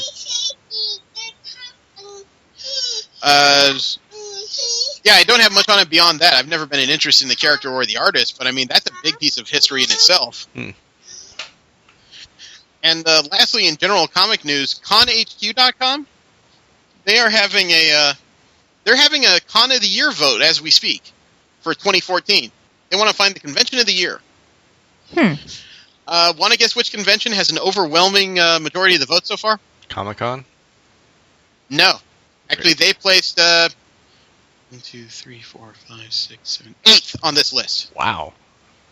At 173 votes. The current leader has 6,930 votes, which is about 1,400 above the next highest on the list. And that is? What's second? Or what's first? What's first? Dragon Con. The Atlanta, Georgia fan convention. Nobody calls it a comic book or anime convention. It is generally all genres and all fans that are just coming down to party for about 4 days. Okay. Oh, it's a big enough convention that some companies are considering shutting down during the weekend it occurs because most of their IT team is at Dragon Con. I'm not kidding you. That was actually in newspapers. But here's the surprising part. Number 2 on that list at 5,518 votes, Stan Lee's Kamikaze. Hell yeah. Third on the list was a convention that Stan Lee said was the greatest comic book convention in the world, Salt Lake Comic Con. That's currently has 5,379 votes. And behind that is Phoenix Comic Con, Calgary Comic Expo, Fan Expo Canada, Alamo City Comic Con, and then San Diego comes in 8th. MomoCon is 9th. Coming in at 10th with 52 votes is Anime Expo. Someone still likes it. You want to know what's odd about that? Coming in at 11th with just 47 votes, right behind him is Long Beach Comic Con. Then behind them is Edmonton Comic Expo, New York Comic Con, Anime Weekend Atlanta, and at number 15 and the last in the list so far is Emerald City Comic Con with 29 votes. So, at number 10, Anime Expo is a leader of the back of the pack, I guess you could say. It's a little weird that they only have 5 more votes than a comic book convention. I think is only about, if they're lucky, about a third of the size. Well. Obviously, some work needs to be done there. We'll move into anime and Japan news. There's a new Macross series coming. Really? Yeah, it's tentatively called Macross Delta. They you know how these Macross series go. There's usually some kind of musical talent attached to it, and an event is currently underway to find the character that's going to head the series, which was previously won in a contest by Megumi Nakajima, who played the young girl in Macross Frontier. Oh, Ranka. Okay, cool. Thank you. Further details on this are going to arrive in December, although attentive fans have already noticed that the series is going to take place in 2067, 8 years after Macross Frontier. All right. Well, that has Jesse's attention for sure. Oh, yeah, I'm a huge Macross fan. Yeah, you know how Japanese food tends to be a little bizarre sometimes? You have to go real good stretch because I've lived with Korean for most of my life. Well, let me put it this way. Do you remember their Burger King's Black Burger? Yes. Okay. V, you remember that as well, I take it? Yes. Okay. In Japan, on October 20th, a fast food chain called Lotteria is bringing back its 5-patty tower cheeseburger for 500 yen or $4.66. It is literally a cheeseburger that goes bottom bun, patty, cheese, patty, cheese, patty, cheese, patty, cheese, patty, cheese, upper bun. No. That's gonna kill me. The concept is rather interesting. The reality is rather disappointing. I'm sending you a URL that shows a side-by-side of the promo picture and what somebody received. Ew. That's disgusting. That looks... we've talked about yummy death before. This looks like horrible death. Yeah. This looks bad. All right, the promo picture looks too engineered. Looks like a lot of cut and paste. I see about 8 pictures here by different social media people. None of them look like a promo picture. They all look like hot messes. Actually, I can see the cut line from the bottom bun to the bottom patty. Yeah, it's pretty horrible. Anybody here a fan of the Power Rangers? Nope. Eh. Never watched it. Okay. I'm not quite sure how to take that noise. The original Power Ranger series, Kyoru Sentai Zyuranger, is coming to the West. Huh. The series was the 16th Super Sentai show in Japan, and it's actually coming to... the Japanese version is making a U.S. release. The Zyuranger are the ones who were the ones using the original Mighty Morphin Power Ranger series in the U.S. So Zyurangers were the dinosaur guys. Shout Factory is putting it on DVD. There's no current release date, but they've already started releasing the box art that they put together. And now that I've talked about that, all I can hear is "Go Go Power Rangers" in the back of my head. Unfortunately, Thank you for that. Which means it's probably going to end up as a clip on the show, too. Valkyria Chronicles is coming to PC gaming in November. It's been kind of a fan game on the PS3. It's a tactical RPG, and it's going to PC 6 years after its initial release. Supposedly it's going to be released early this month. The game is already available for pre-order on Steam for $17.99, with all original DLC and the added bonus of region locks. $17.99? Yeah, I might check it out. Might be worth it. I heard it's a well-received game anyway. Go, go, Power Rangers. Stop it. Sorry. That was cute. I already have enough bad songs running through my mind. Jeremy knows. No, I don't. You won't listen to a Word Burglar and the G.I. Joe record he made. Huh? I'm lost. Rap Viper. Rap Viper, never spit blanks. Play me from the fangs to the bugs to the hiss tanks. Springfield to the Cobra Citadel. Across the globe, and you know I give them hell. Oh. Never mind. This is Anime Japan news, but this nearly made it into WTF. Attack on Titan is getting a crossover. I heard something about this. Yep. They are crossing over, and it is official with Marvel characters. Yeah. Damn it. Really? I shit you not. It was officially released by C.B. Cebulski, who's a Marvel talent scout, who said that a crossover between Attack on Titan and Marvel is occurring. Anyway, there are people I've seen on anime boards who are lit up about this. They like it. Me, I look at the Titans, and my honest first thought about this is after dealing with Juggernauts and Sentinels and Celestials and Galactus, Titans ain't shit. Yeah. Marvel characters would cut them up.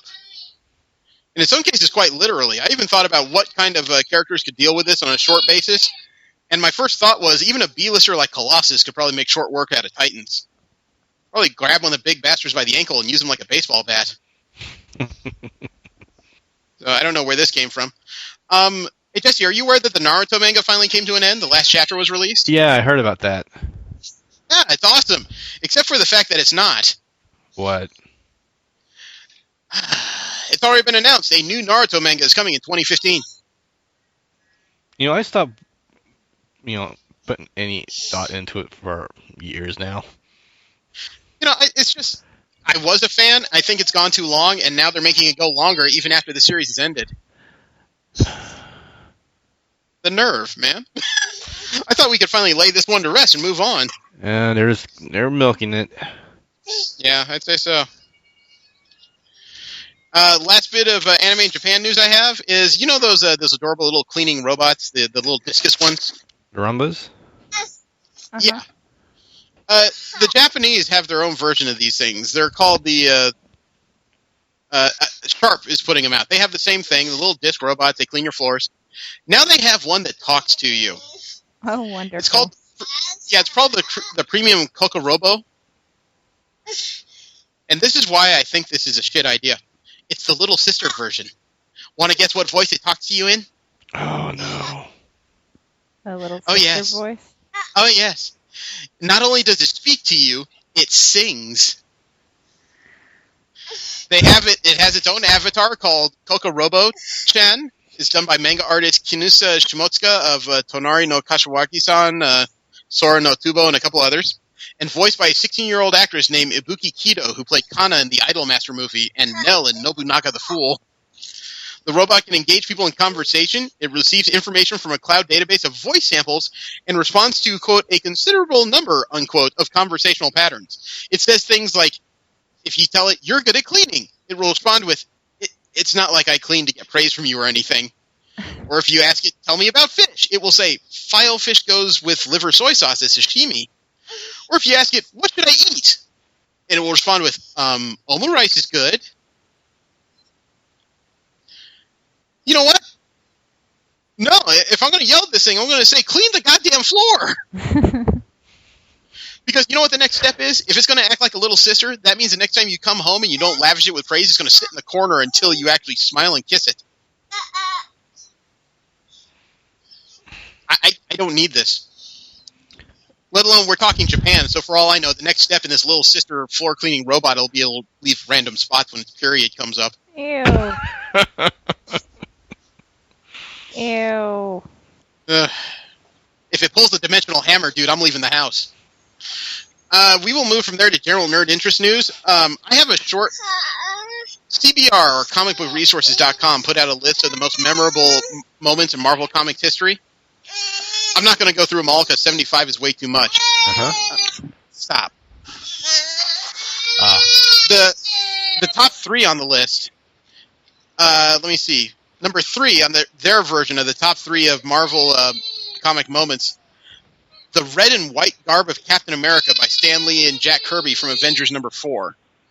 It's back when Captain America was unfrozen and brought out to the Avengers crew in their first volumes in the 1960s.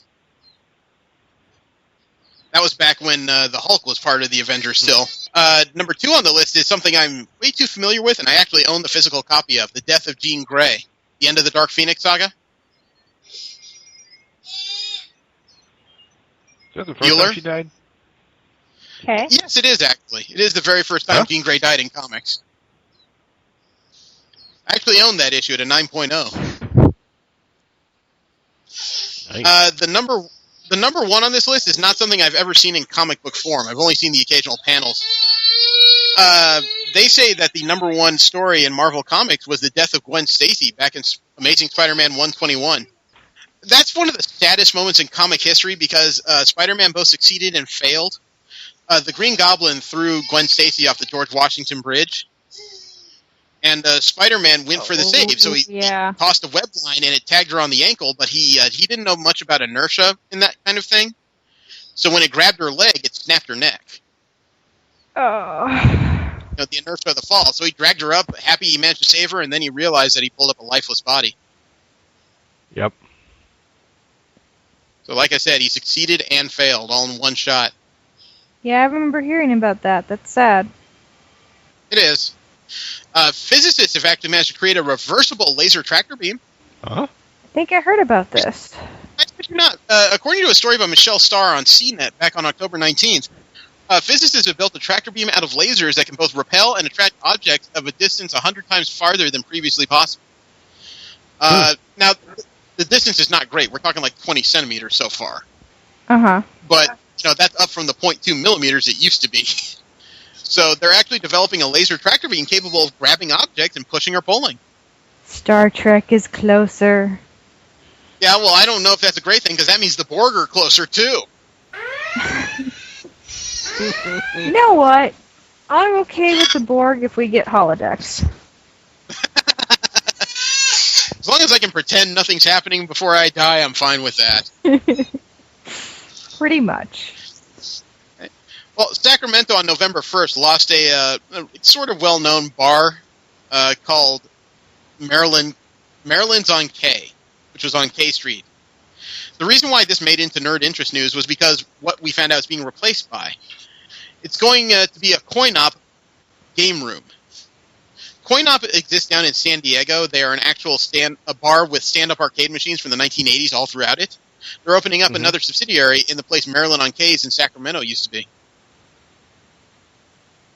Cool. It's going to be a bar with video games. I mean, you know, it's one of those things that's kind of cool to me because you get to go to a bar and take out all these classic arcade games. Then again, you're going to a bar with classic arcade games. I couldn't think of a worse reason to get into a fist fight than two guys drunk over Donkey Kong. Not only that, I have now seen the throw pillow to rule them all. Oh, crap. I shit you not. I sent you a link of it. Nice. You can actually get this from Ribiten Court USA. RBITENCOURT USA. They make a variety of fandom-themed pillows and cushions out of Brazilian wool. You can't exactly wear this on your finger, but then again, it won't subvert your soul either. You can get it for $60 at Ribiten Court's website. That's actually interesting. It's like Kamikaze. They sold out of them before I went back, but they had $30 pillows of the house sigil of the Starks from Game of Thrones. Nice. Kind of wanted that. And when I say sigil, it was on a chevron shield too. They had a full set of like Baratheon, Stark, Lannister, you know, all kinds of stuff that would have been fun to have on a bed. That would go right next to my plushie Valkyrie and my Celtics helmet. Yes, I'm nerding. Fuck you. Plushie Valkyrie. You're fine. We're nerdy too. This was almost in WTF, and it's not exactly Japan news because it's not Japan. South Korea has the Star Edge pizza they're putting out. It's a 13-inch pizza covered in bacon, beef, sausage, calamari, shrimp, broccoli, and cheese. And you can pull off sections of the crust, which turn to poppers with cranberries and cheese in them. I'm really curious, actually. You know, yeah, the ingredient list on top is nothing completely weird. The shrimp and calamari throw me off a bit. But the crust that turns into cranberry cheese poppers? Now you've confused me. And not like ramen donuts confused. You've actually thrown me here. You know, I sort of like the idea, then I sort of don't. You know what I mean? Yeah, no. Like I said, I'm curious about it. Yeah. Well, Kickstarter suspended funding for the Anana box. The what? The Anana box. It was supposed to be an internet router designed to deliver online anonymity by encrypting data over the Tor network. The project had already been funded up to $600,000 in a few days on the site. But as funds pour in, the claims by the Anana box came under scrutiny. Critics of this thing pointed out that the security shortcomings of the software and questioned the origin of the hardware, which may have been from a Chinese supplier rather than custom-made like they advertised. So somebody may have been running a scam where the Anana box was supposed to give you online anonymity and may have been nothing more than a simple router. You know, it may have been an internet scam. Either way, the funding has been suspended, and if they can prove the claims, you know, I'm sure there will be a bunch of buyers for it. If not, it's a Chinese knockoff. Did you hear that Hendo has created a hoverboard? Who? No. There's an engineer. I don't remember. I think his last name is Henderson, but I don't have his whole name here. But he's part of a Silicon Valley company called Arx Pax. Oh, the founder is Greg Henderson. They may have created an actual functioning maglev hoverboard. Huh. How? I'm not sure as to the specifics. It seems to create a magnetic field that will oppose original flux. It creates two magnetic fields that repel each other, and it creates a... It's not like Back to the Future where it's a couple inches off the ground. This appears to be close to a few centimeters off the ground, but it's enough where on flat surfaces, it does hover on its own. And unlike recent special effects videos, it also looks like the rider is actually shifting on top of the board. I'm going to send you the URL to the story on the Nerdist.com simply because there's a bunch of GIFs here of this thing in action.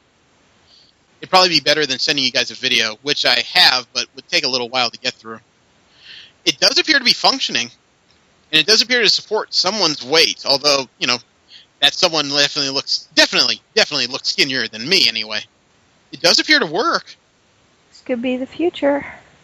Yeah. Imagine what would happen if they adapt this kind of technology to cars. That means those accidents on the 101 freeway are going to be spectacular. That's one way to look at it. NASCAR is going to be like flying up in the stands and shit. You actually have roller coaster type courses. Oh, dude, that would make me lose my lunch if I had to stand on my own feet and just surf my way through a roller coaster. No fucking way. Scientists in an Italian lab have created the coldest object in the known universe. I heard about that, I think. They nearly achieved absolute zero, which is no molecular movement whatsoever, at negative 273.144 degrees Celsius. It's a world record. Some cold shit. No shit. Dude, come on. Anyway, it was a copper mass that they brought to achingly low temperature of 6 millikelvins. It was an 880-pound mass of copper. They did the Cryogenic Underground Observatory for Rare Events in Italy. It's nice that we're getting a better mastery over our world. Now if only we could put shit back. As in fix things? Yes, exactly. Well, you know that they have that plastic-eating... I can't remember if it's a fungus or a bacteria, right? No, I didn't hear about this. Oh, this was several years ago, so I'm sure that it has been progressed since then. Sounds cool. Have you ever thought about going to London? Not really. Well, somewhat. Are you a Harry Potter fan? No, but I'm a Doctor Who fan. That's close. Okay. Then this might not be for you. It's not even for Steve at this point. There's an establishment in London called the Gregorian House Hotel. They fashioned a number of its rooms after the living quarters at Hogwarts. They have rooms starting at £249 per night and are furnished with potion bottles, spell books, trunks, and etc. For £363, you get a package that includes a walking tour of some of the Harry Potter films' London landmarks and tickets to a Making of Harry Potter tour and Warner Brothers Studios. Nice. I probably wouldn't be interested in that, but I know lots of people who would. Well, for all I know, there's some guy who would burst through the door and say, "I'm an ogre! Where's your wife?" This has been making the rounds on the news, and I mean like televised news. Have you guys heard about a UFO the size of Earth orbiting the sun? What? No. Mercury? Mercury's not the size of Earth, dick. No, there's a UFO that is reportedly, in size comparison, after they looked at it on the edge of the sun, is the size of Earth, and was observed either entering or exiting the sun during the weekend of October 26th. Kirk is making another time warp. This is an Earth-sized UFO. I think technically that means the aliens from Independence Day are gearing up and getting ready to come down. Well, let's hope that's not actually factual, because that's fortunate. Well, according to this, Russian scientists alerted the world to UFOs that entered the sun's orbit around 5 years ago. And it's not even the first time a spaceship has been reported orbiting the sun, though this is a captured image that was very large compared to most other pictures. In other words, it was a high-definition photo. It doesn't show a lot of detail. It looks like it was a filter of a picture of the sun's corona. But it does look like there's something jammed in it. Do you have a picture? Actually, yeah. It's from NASA.gov if the story on Examiner.com is to be believed. I'm trying to see if I can get the large version. There we go. You can take a look. It's still a blow-up of a picture of the sun, but it does appear to be something in there. For all I know, though, this is just a cold lick of solar flame, but it's curious. I'm interested. I sent it to you. I'm looking at it. It's hard to. It just looks like a blot without knowing what I'm looking at. It's hard to say if it's, I know, it's not a definitive shape you can hang your hat on. It's not like a saucer or a globe or something. Right. So I don't quite know what this is. And again, this came off Examiner.com, and I saw this story on a couple news sites, but goodness knows if news is taking this seriously or to them it's just a public interest piece. You know what I mean? Right. So, I don't know. It's curiosity. I mean, if something's observing, it's nice to know it's observing, but sooner or later, you got to figure if they're observing. They want to find out something a little more in-depth about the world. Last general nerd interest news I have is that I have a picture of a simulation of what looks like when two black holes collide. Okay. It's just a visual model, but it's intimidating to look at. I'll send you the link here, or at least to the picture. It's based on a new working paper posted by ARXIV, A-R-X-I-V, by a group of researchers at Cornell's University and Andy Bone. It says, when he explains the paper, quote, "In this paper we focus on the question of what an observer in the vicinity of a black hole would actually see as the black hole's orbit, spiral inward, and merge with an example figure shown in Figure 1. This is in contrast to most BBH visualizations in which the positions or horizons of the two black holes are simply shown as a function of time in some coordinate system.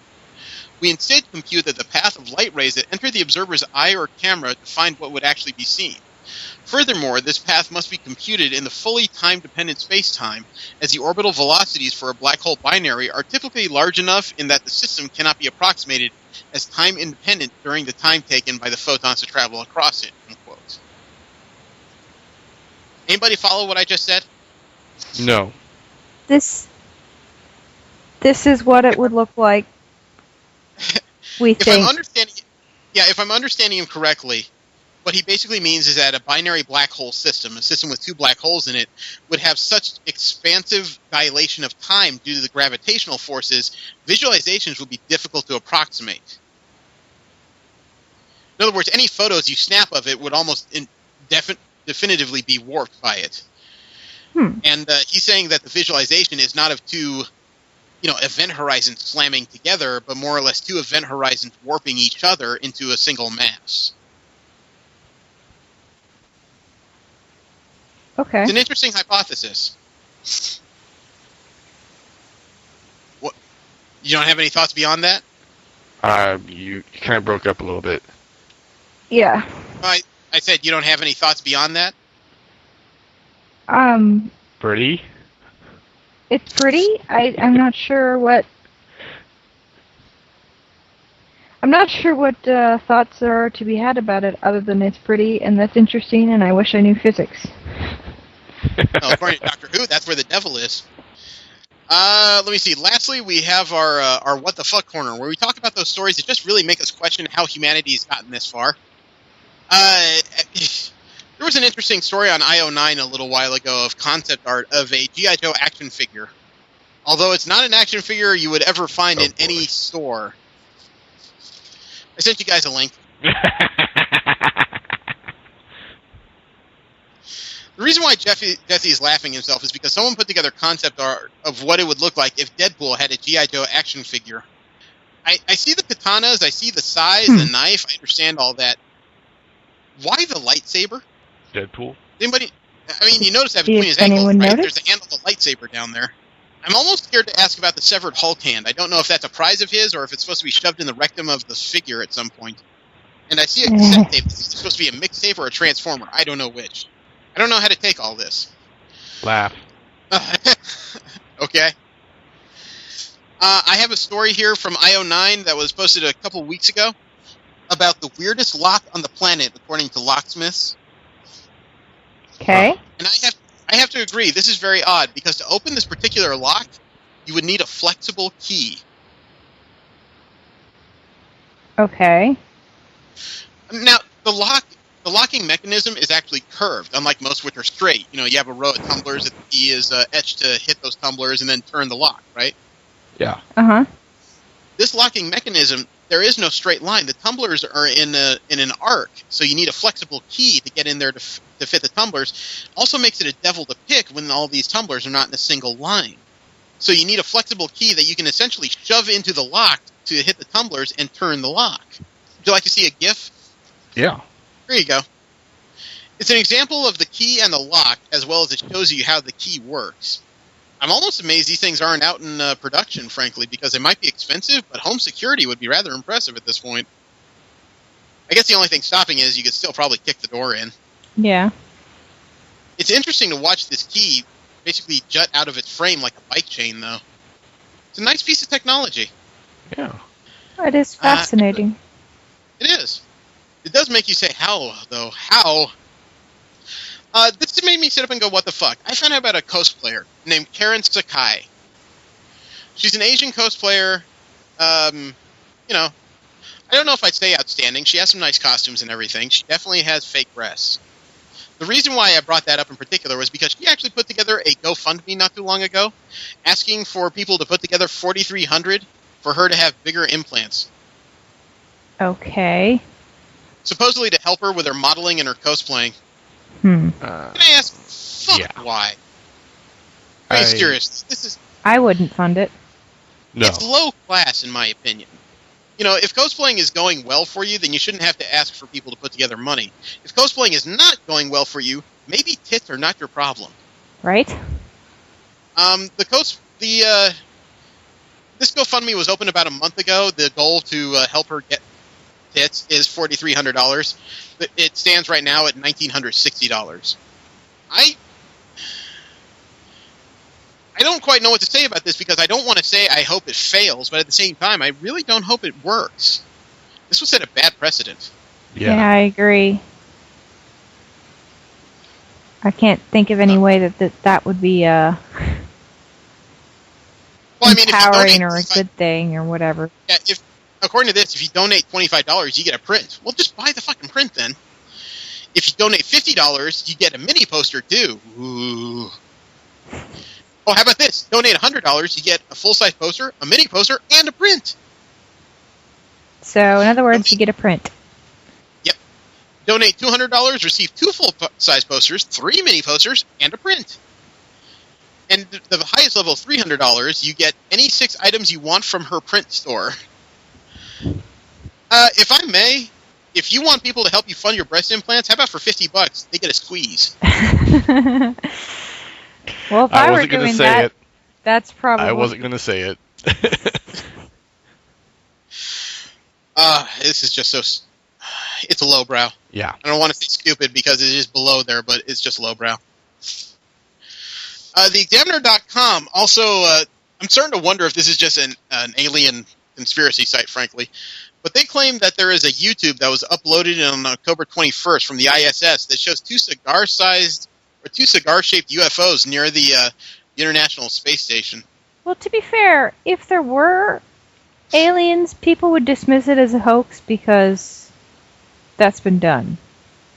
I know. I just find it odd that the Examiner.com is a website that's produced 2 alien stories I have in one period. You know what I mean? Mm-hmm.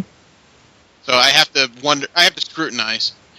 It is one of those things that I find curious. I do think it's possible there's more life out there than just ours. I think it's probably definite. The question is whether they've visited.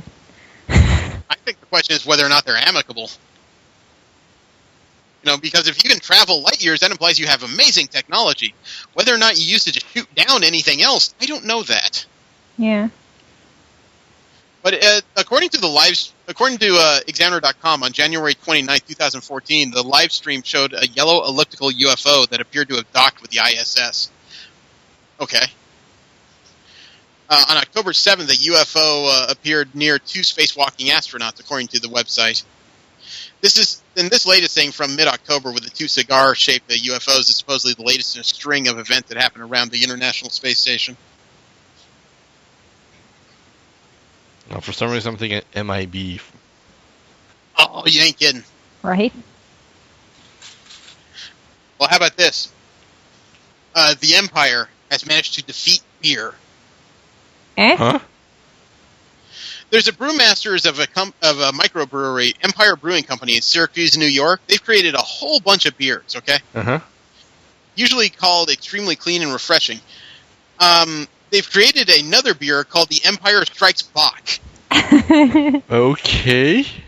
That's cute. In the course of... they didn't draw any attention until Empire Brewing Company decided to trademark the name of this particular beer. That's when they drew the attention of the Lucasfilm legal team, which means you also have the mouse at your back door. Oh, wonderful. And Lucasfilm is not asking Empire to stop selling the beer or change the name of it. They just don't want them to own the trademark to Empire Strikes Back. So they bought it? No, they just don't want them trademarking the name. In other words, keep the name, but you can't own it. Oh, okay. That seems fair. I was about to say, that seems like a pretty reasonable compromise if you can keep that name and not have to pay the mouse for it. Probably good publicity for them. Could be. Let's just hope they come to an amicable conclusion. My wife turned me onto this story back on October 21st. There is a Chinese woman. She was 26, and she was dumped by her boyfriend. V, have you ever been dumped? Not really. Yes, no. Okay. Jesse, have you ever been dumped? No. Okay, I have. I've been in a funk afterwards. I did not do what this woman did. She spent a week at KFC. Oh, wow. Literally a week? Literally a week. She called in sick to work several days and spent a week after her break after she was dumped at KFC in Chengdu. Oh, okay. That's a weird one. After her boyfriend broke up with her, she stopped off at a KFC near a train station by her home and ended up staying there for a week because she, quote, needed time to think, unquote. And eat greasy chicken. Where did she sleep? I don't know. She said she hadn't planned on staying there that long. She just wanted some wings. She could have gone to Hooters. But once she got there, she decided she needed time to think, and she didn't want to go back to her apartment because it was full of memories. After a few days, employees at this particular KFC in China got a little concerned. But the restaurant is open 24 hours a day, so they get a lot of people coming through. So conceivably, she was there for several days straight. Apparently, after a few days, people started noticing that she looked awfully familiar. Were you here yesterday? Yeah, she did eventually leave the restaurant, but that was only because she was sick of eating chicken. After a week of that, I would be too. Maybe she screwed up and ordered the double down. Ew. We talked a little bit earlier about Sunset Overdrive as part of a story. Yeah. After checking out a video of how the player character is resurrected in this game, I want to play it. Would you like a YouTube? Yes. I heard it was hilarious. Jesse, why is it when I ask if you want a YouTube, you act like I just asked if I could give you a colonoscopy or something? Because I already have an opinion about this game. Well, I want to play it after seeing this. This looks funny. Link is sent. So the video starts off with the player character getting slapped up by a mutant. And then its first resurrection is like a Tom Cruise movie. I like the Bill and Ted phone booth. That's classy. Yeah.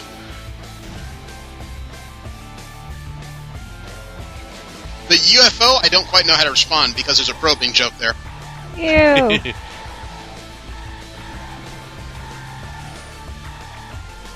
Yoshi? Mm-hmm. I like the zombie tombstone. That's classy. Oh, the ring resurrection.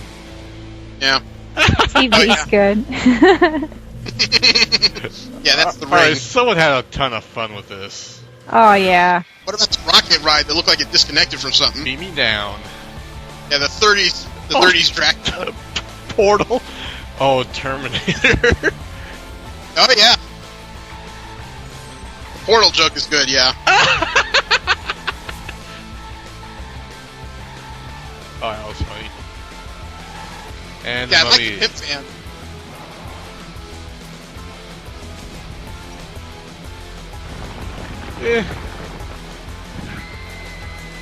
It looks fun. It is. Yeah, The one person resurrection is recently fun. reviewed it and called it the Voltron of games. It's the sum of parts of different things that have all been done before, but they're put together in some kind of package that works greater than its sum. Huh. That's nice. I've been looking for reviews because you know me, I like shooters, and I have too many small kids running around, so it's hard for me to devote large amounts of time to gaming. Stuff like this I can pick up and put down. I need to see if it works. But I've heard interesting things about it. This made into WTF news rather than video game news. The president of Nintendo, currently, Nintendo of America President Reggie Fils-Aime, said that it's no secret that Nintendo is way behind the other makers as far as video game generations right now. Mm-hmm. And as it stands now, the president of Nintendo US says he wouldn't have it any other way. In an interview with Recode, Fils-Aime says that Nintendo's refusal to play by the rules that puts them into a position that Microsoft and Sony should be envious of. Okay. His quote is, "If you look at the other two competitive platforms, fundamentally, what's the difference? They have a lot of shared content. Look at it from the standpoint of what they don't have. They don't have our games. They don't have Mario and Zelda. I'd much rather be where Nintendo is with a differentiated platform, differentiated setup experiences that we can provide uniquely to the consumer," unquote. Okay. So he's stuck in the past and he doesn't want to leave.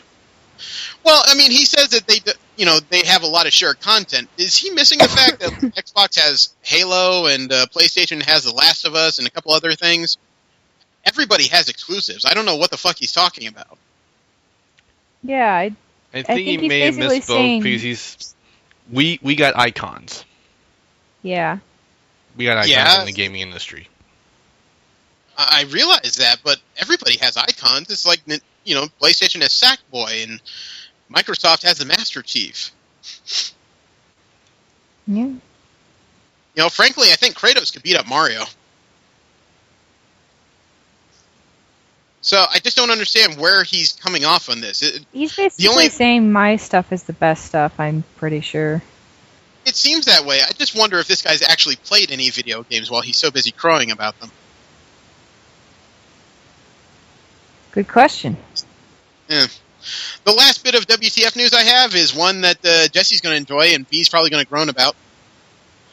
I have the 14 dumbest schemes that Cobra ever came up with on G.I. Joe cartoon. Okay.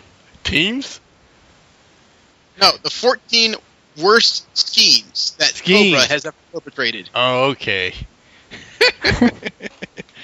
Number 1 on this list was from the episode The Funhouse, Building an Elaborate Funhouse. According to Kinja.com, quote, "When Cobra captures 5 scientists and ransoms them for $60 billion, Joe quickly tracks down Cobra to a remote island.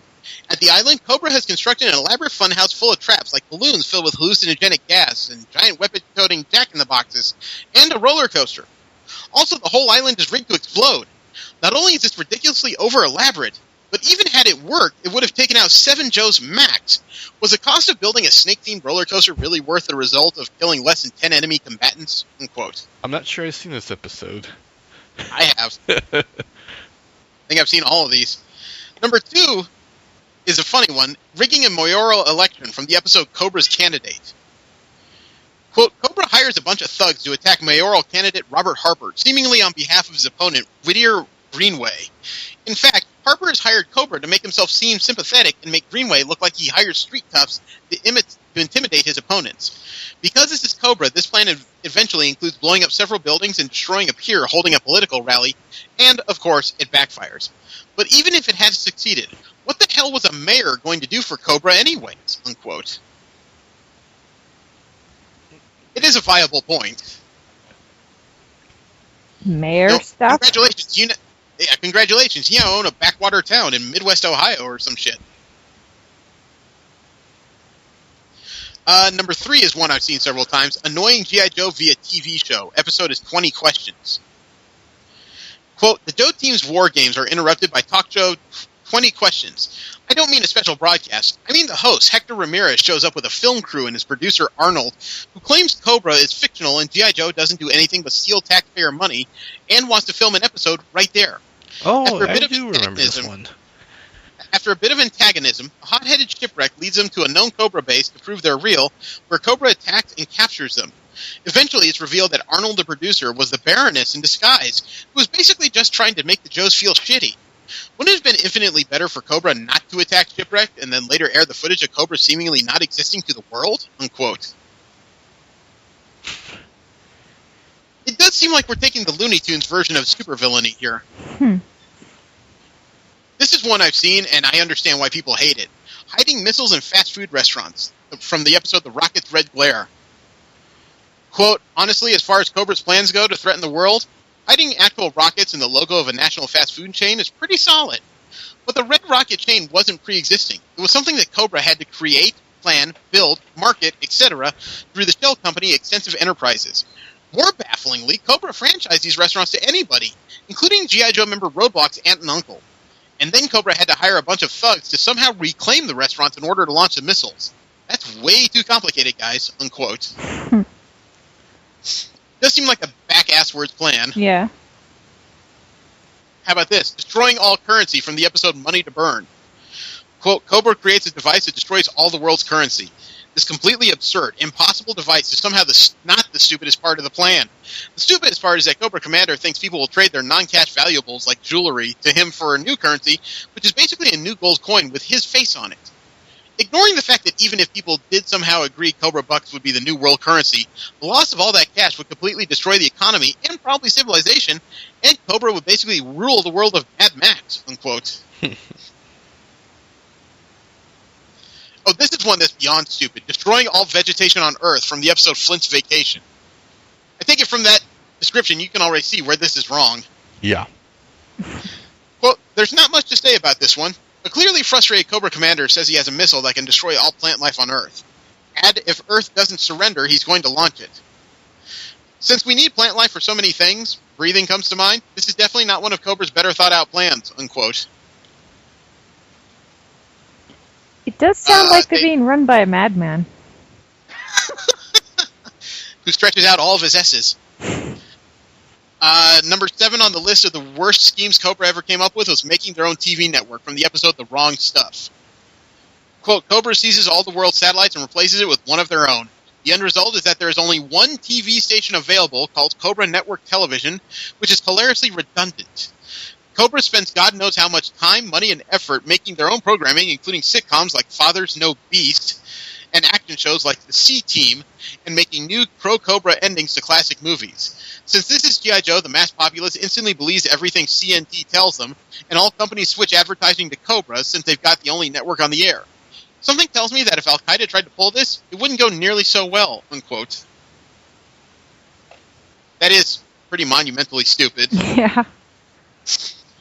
I mean, it pretty much implies that all TV watching yokels, including the ones watching this show, are just so slack-jawed to go along with anything on the screen.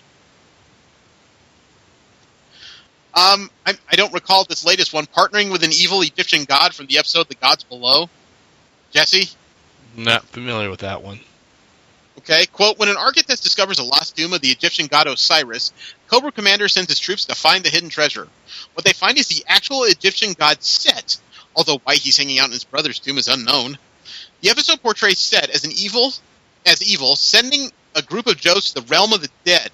Obviously, Cobra Commander thinks he can work with this, although he short-sightedly only asks for the treasure of Osiris, not knowing that if he brings the treasure to the surface, Set will somehow be able to rule the world. Aligning with evil gods is always going to backfire on people, but even if Cobra Commander has assumed Set was more accurate to his mythology, which he isn't evil in as much he is an occasional asshole, Set's main job as god is to fight Apep, the serpent god of chaos. Something tells me he wasn't going to work well with Cobra no matter what. Yeah. Right. Number 9, I've seen, and I agree it's stupid. Stealing a machine that makes women pretty from the episode Glamour Girls. I shit you not. Quote, a cosmetics tycoon named Miss Vale has created the beauty transference device, which somehow takes the good looks out of women and can bestow it upon others. When Dr. Mindbender tells Cobra Commander the device, even Cobra Commander can't fathom why the hell Cobra would want it. But Serpentor thinks women from all around the world will pay Cobra to look prettier. Again, please imagine Al-Qaeda trying this. Hey ladies, do we have an opportunity for you? The Joes destroy the machine before Cobra can get their hands on it, and Madame Vale's face is hideously scarred and disfigured. Sweet justice, unquote. That is bizarre. Yeah, we're almost through this list. Number 10 is holding an evil telethon from the episode Cobrathon. I think I see this one. It's like Evil's Jerry's kids. Well, maybe that's evil enough. Quote, a terrorist organization holding a telethon is very possibly the stupidest idea Cobra has ever conceived of. And the fact that it actually works in the insane, logic-free world of G.I. Joe doesn't change this. Dr. Mindbender creates a computer virus that can literally make computers explode, but he needs some money to do something with it, because the show is very adamant that the virus has been completed. So Cobra holds a telethon to raise money, as well as profit, because Cobra is absurd, banking that criminals would happily donate their money if Cobra promises to destroy the computers and files of Interpol and Scotland Yard and other law organizations. In the world of G.I. Joe, they do, to the tune of $5 billion, at which point Cobra is supposed to send out the virus. Only for Computer Whiz G.I. Joe member Mainframe to make a new virus that sends Cobra's virus back to its own computer, destroying the virus. The question of what TV network allowed Cobra to host a telethon on behalf of international terrorism is never answered, unquote. What the blue fuck? That was hard to follow. This is another scheme that Cobra came up with, giving certain G.I. Joe's promotions from the episode The Most Dangerous Thing in the World. Quote, Cobra infiltrates the Department of Defense computers and, given this unprecedented opportunity to wreak havoc on their longtime foes, decides to promote G.I. Joe members Lifeline, Dial Tone, and Shipwreck to Colonel. Somehow, despite the fact that Duke has always been the G.I. Joe's commander and after General Hawk, this somehow throws the Joes into complete disarray, and they fail to stop even a simple Cobra attack on a nearby research lab. The problem is immediately fixed when General Hawk returns from a NATO meeting and takes charge, unquote. It's nice to know that a little thing like promotions can completely screw up your military-industrial complex. Right? Yeah. Item number 12, shooting a nightclub into space. The episode is Joe's Night Out. Quote, Cobra wants to steal a special nitrogen fuel engine created by one Dr. Melanie. Rather than attack his lab, kidnap him from his home, or one of 100 simpler ways of achieving this goal, they build a special nightclub. Somehow trick Mulaney into coming to the nightclub with his engine, and then shoot the nightclub into space because it was also a rocket in disguise. Cobra then threatens to blow up the nightclub if the scientist doesn't give the engine to them, despite the fact that it's also in the nightclub and would also be destroyed. Question, did Cobra really need to shoot the nightclub into space? Couldn't they have threatened to blow it up while it was on Earth? Just saying, unquote. If you have a rocket that powerful, why do you need his? Do they have any ideas that aren't stupid? I don't know. I'm starting to think that the average Cobra member went to clown college. Number 13, infiltrating G.I. Joe with robotic rats. The episode is Into Your Tent, I Will Silently Creep. That's not creepy at all. No. Quote, anytime Cobra manages to infiltrate G.I. Joe's base is an accomplishment, which is why the time Cobra shrunk themselves and hid in a bunch of Christmas presents given to the Joe Toys for Tots program isn't on this list. Their plan succeeded, they just botched it afterwards. But, again, Cobra Commander squandered this opportunity by sending robotic rats into Joe HQ and telling them to steal, well, anything. Not documents and not things of importance, just shit they saw. I guess it's possible that the rats would have eventually found something worthwhile, but by the time Joe caught on, Cobra has managed to seize a hairdryer, a disc containing a calculator, a computer game, and a tape of country music. Probably would have been better to upgrade the robo-rats a bit before bothering to send them in, unquote. You know what? All of a sudden, the Decepticons look very intelligent by comparison here. The last part of this list, number 14 on the list of the lamest schemes Cobra has ever perpetrated, destroying the ozone layer from the episode The No-Zone Conspiracy. Quote, having learning nothing from their plan to destroy all vegetation on Earth, Cobra eventually decides to take care of that pesky ozone layer instead.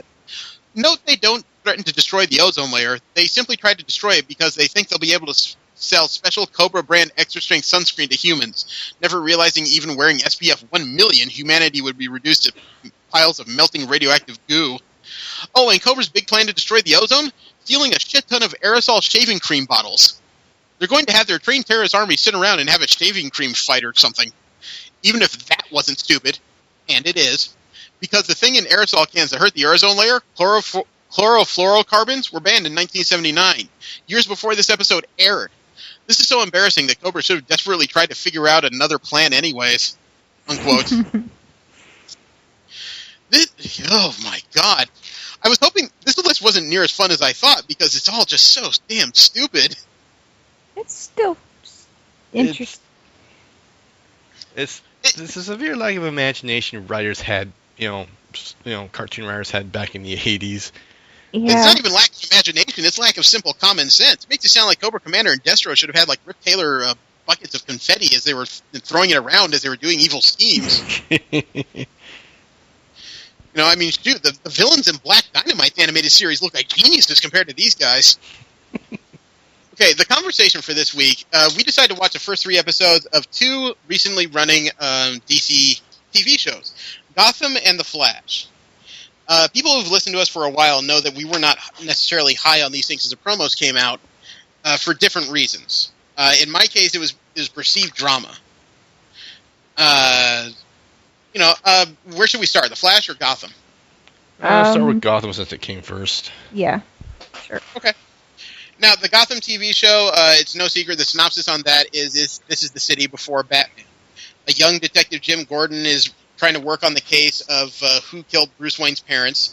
At the same time, he's dealing with different ne'er-do-wells in Gotham as things go along. It has some decent actors attached to it. I can't name a whole lot of names beyond Jada Pinkett Smith at this point. Most of them I recognize by face, but not by name.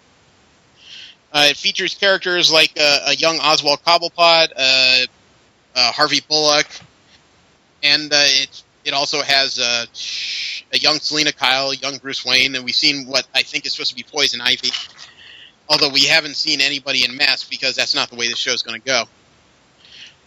What are your guys' opinions after 3 episodes of this? The character they're following, I really don't care about. Yeah, I don't either. I'll be honest, I find Penguin more interesting. Yeah, the Penguin is the most interesting of all of the characters that they introduced.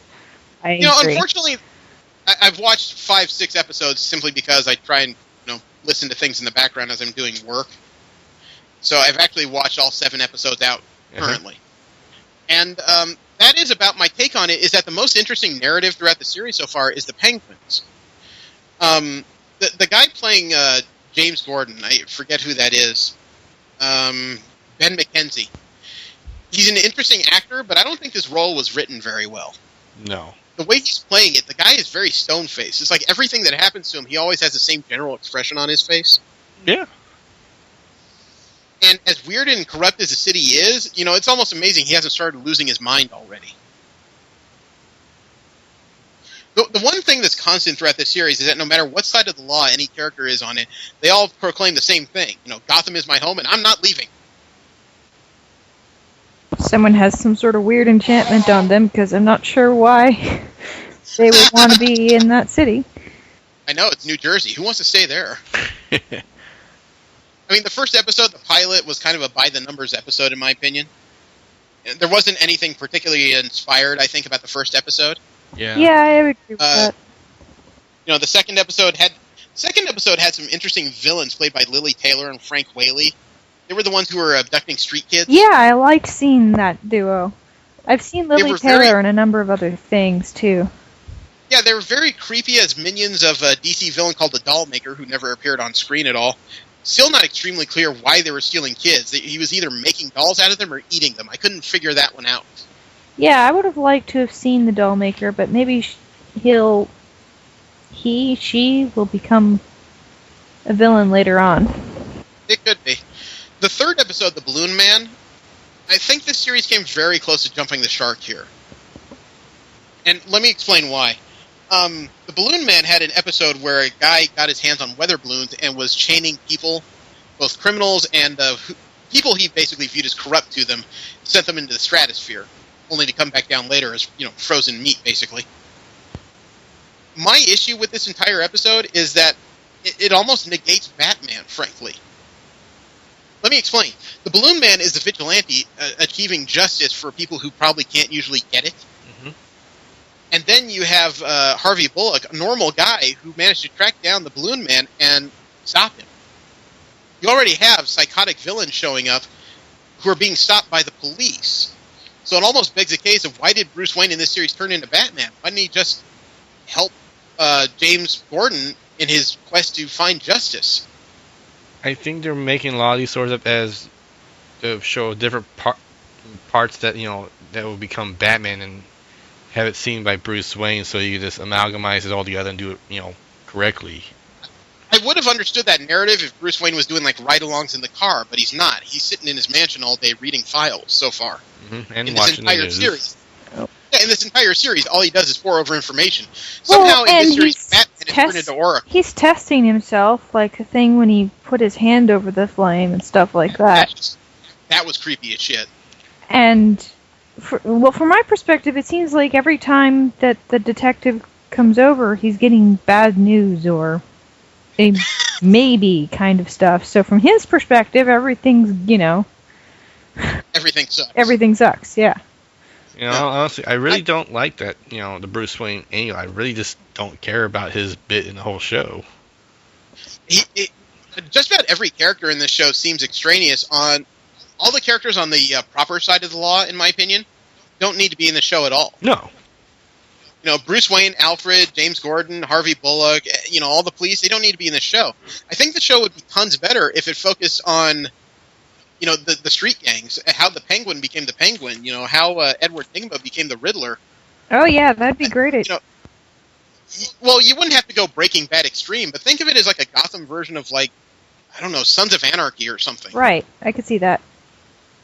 I think you'd have a tons better show. You can still have proper characters who are trying to achieve justice, but they should probably, in my opinion, they should be the minor characters in this show. Yeah. The way I have been seeing it, it's kind of like just a normal cop drama with Batman flavorings. Yeah, I agree with you there. And an unnecessary lesbian subplot thrown in. Yeah, that character I hate. Oh, I hate her. Renee Montoya, the one, she becomes the second question in comics. Yeah, I know who the character is, but the way they're portraying her in this series, currently within these first 3 episodes, I hated her so much. Like I said, most of the cops in this show are very extraneous. It could be bit players and much better served. Actually, in 7 episodes in, at the end of the 7th episode, comes the first actual significant twist of the whole series, in my opinion. Actually, my favorite character in the whole thing is his, the main character's partner, whose name escapes me at the moment. Bullock. Sure, Bullock? yeah. No, I do like his character. He's like the only one. Yeah, he's being played by Donald Logue, who was coincidentally in Sons of Anarchy for a little while. But, yeah. He's okay, but you could almost smell the twist from episode 6 on that character coming, and that he used to be a white knight type who just had his armor tarnished. Yeah, that doesn't even sound like a spoiler. Yeah. There's still 10 episodes. There's 10 episodes apparently in this season. They're going to air through November 24th. I don't quite know who to refer this to. If you like cop procedurals, it's not a great show. No. If you're into Batman, it's still not a great show for you.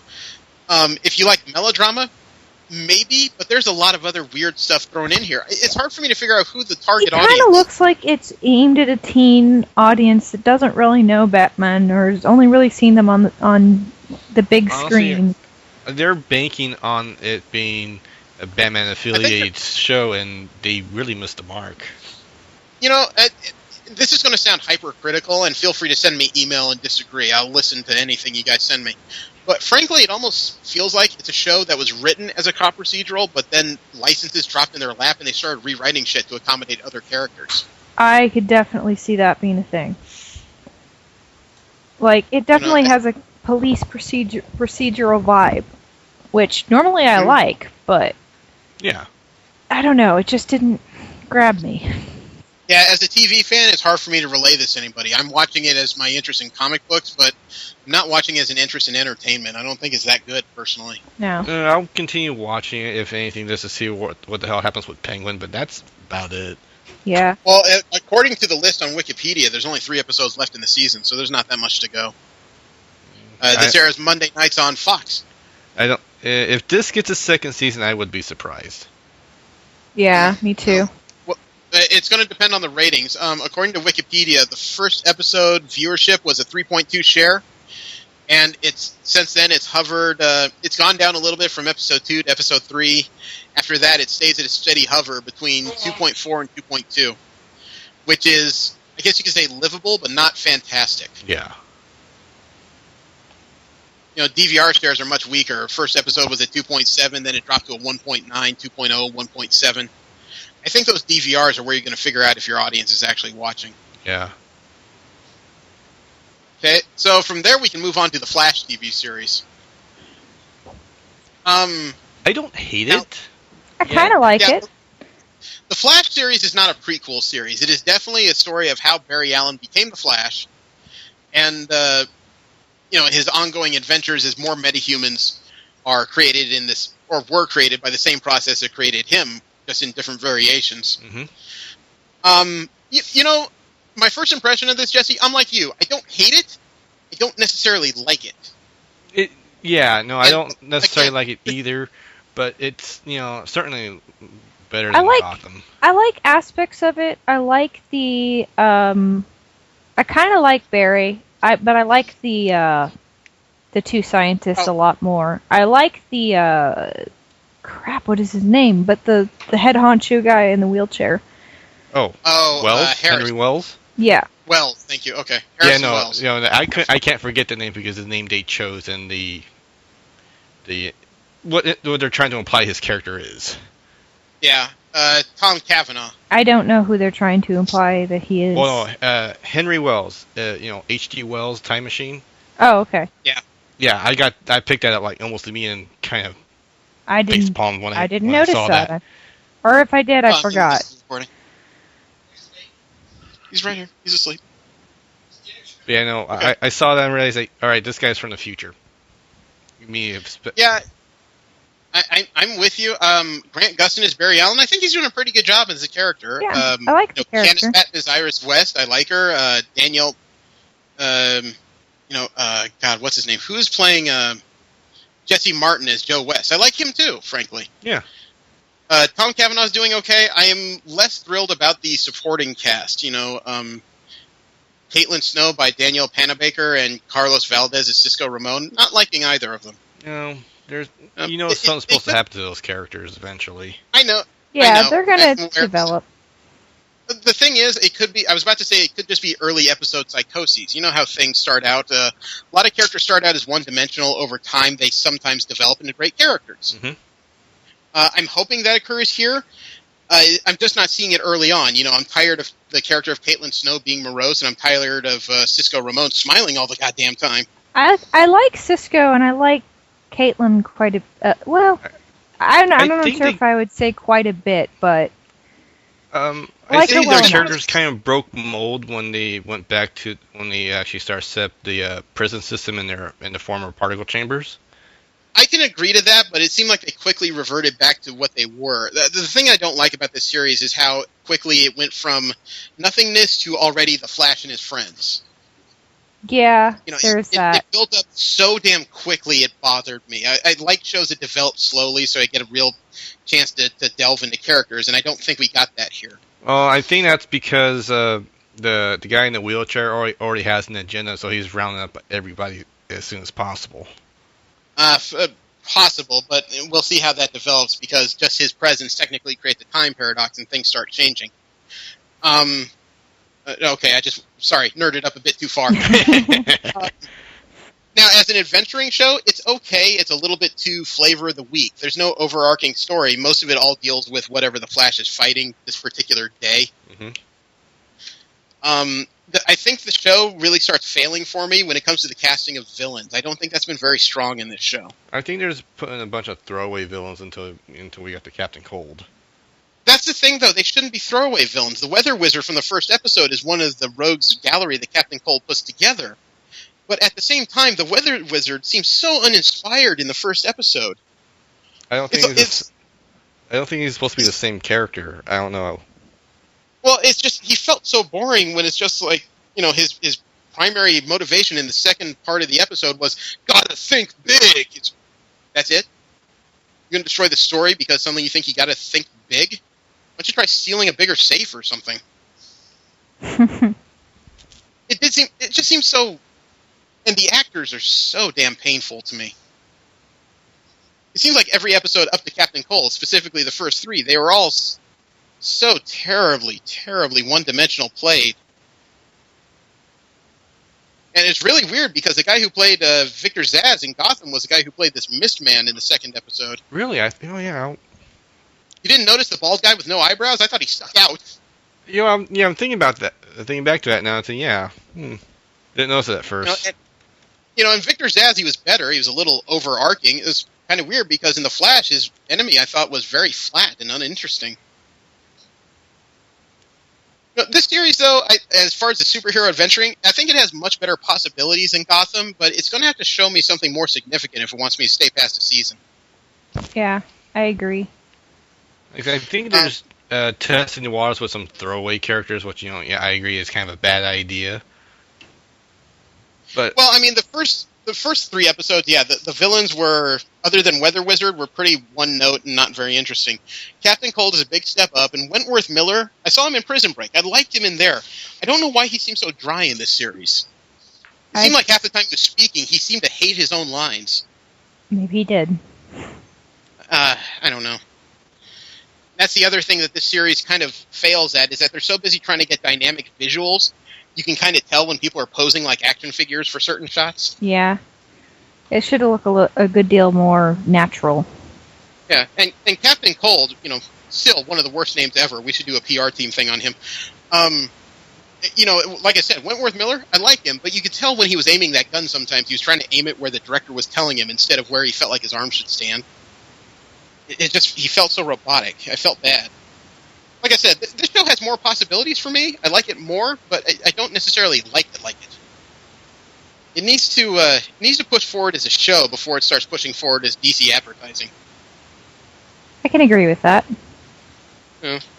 So, it seems like the general consensus here is that Gotham, really not worth handing to anybody. The Flash, it's worth trying.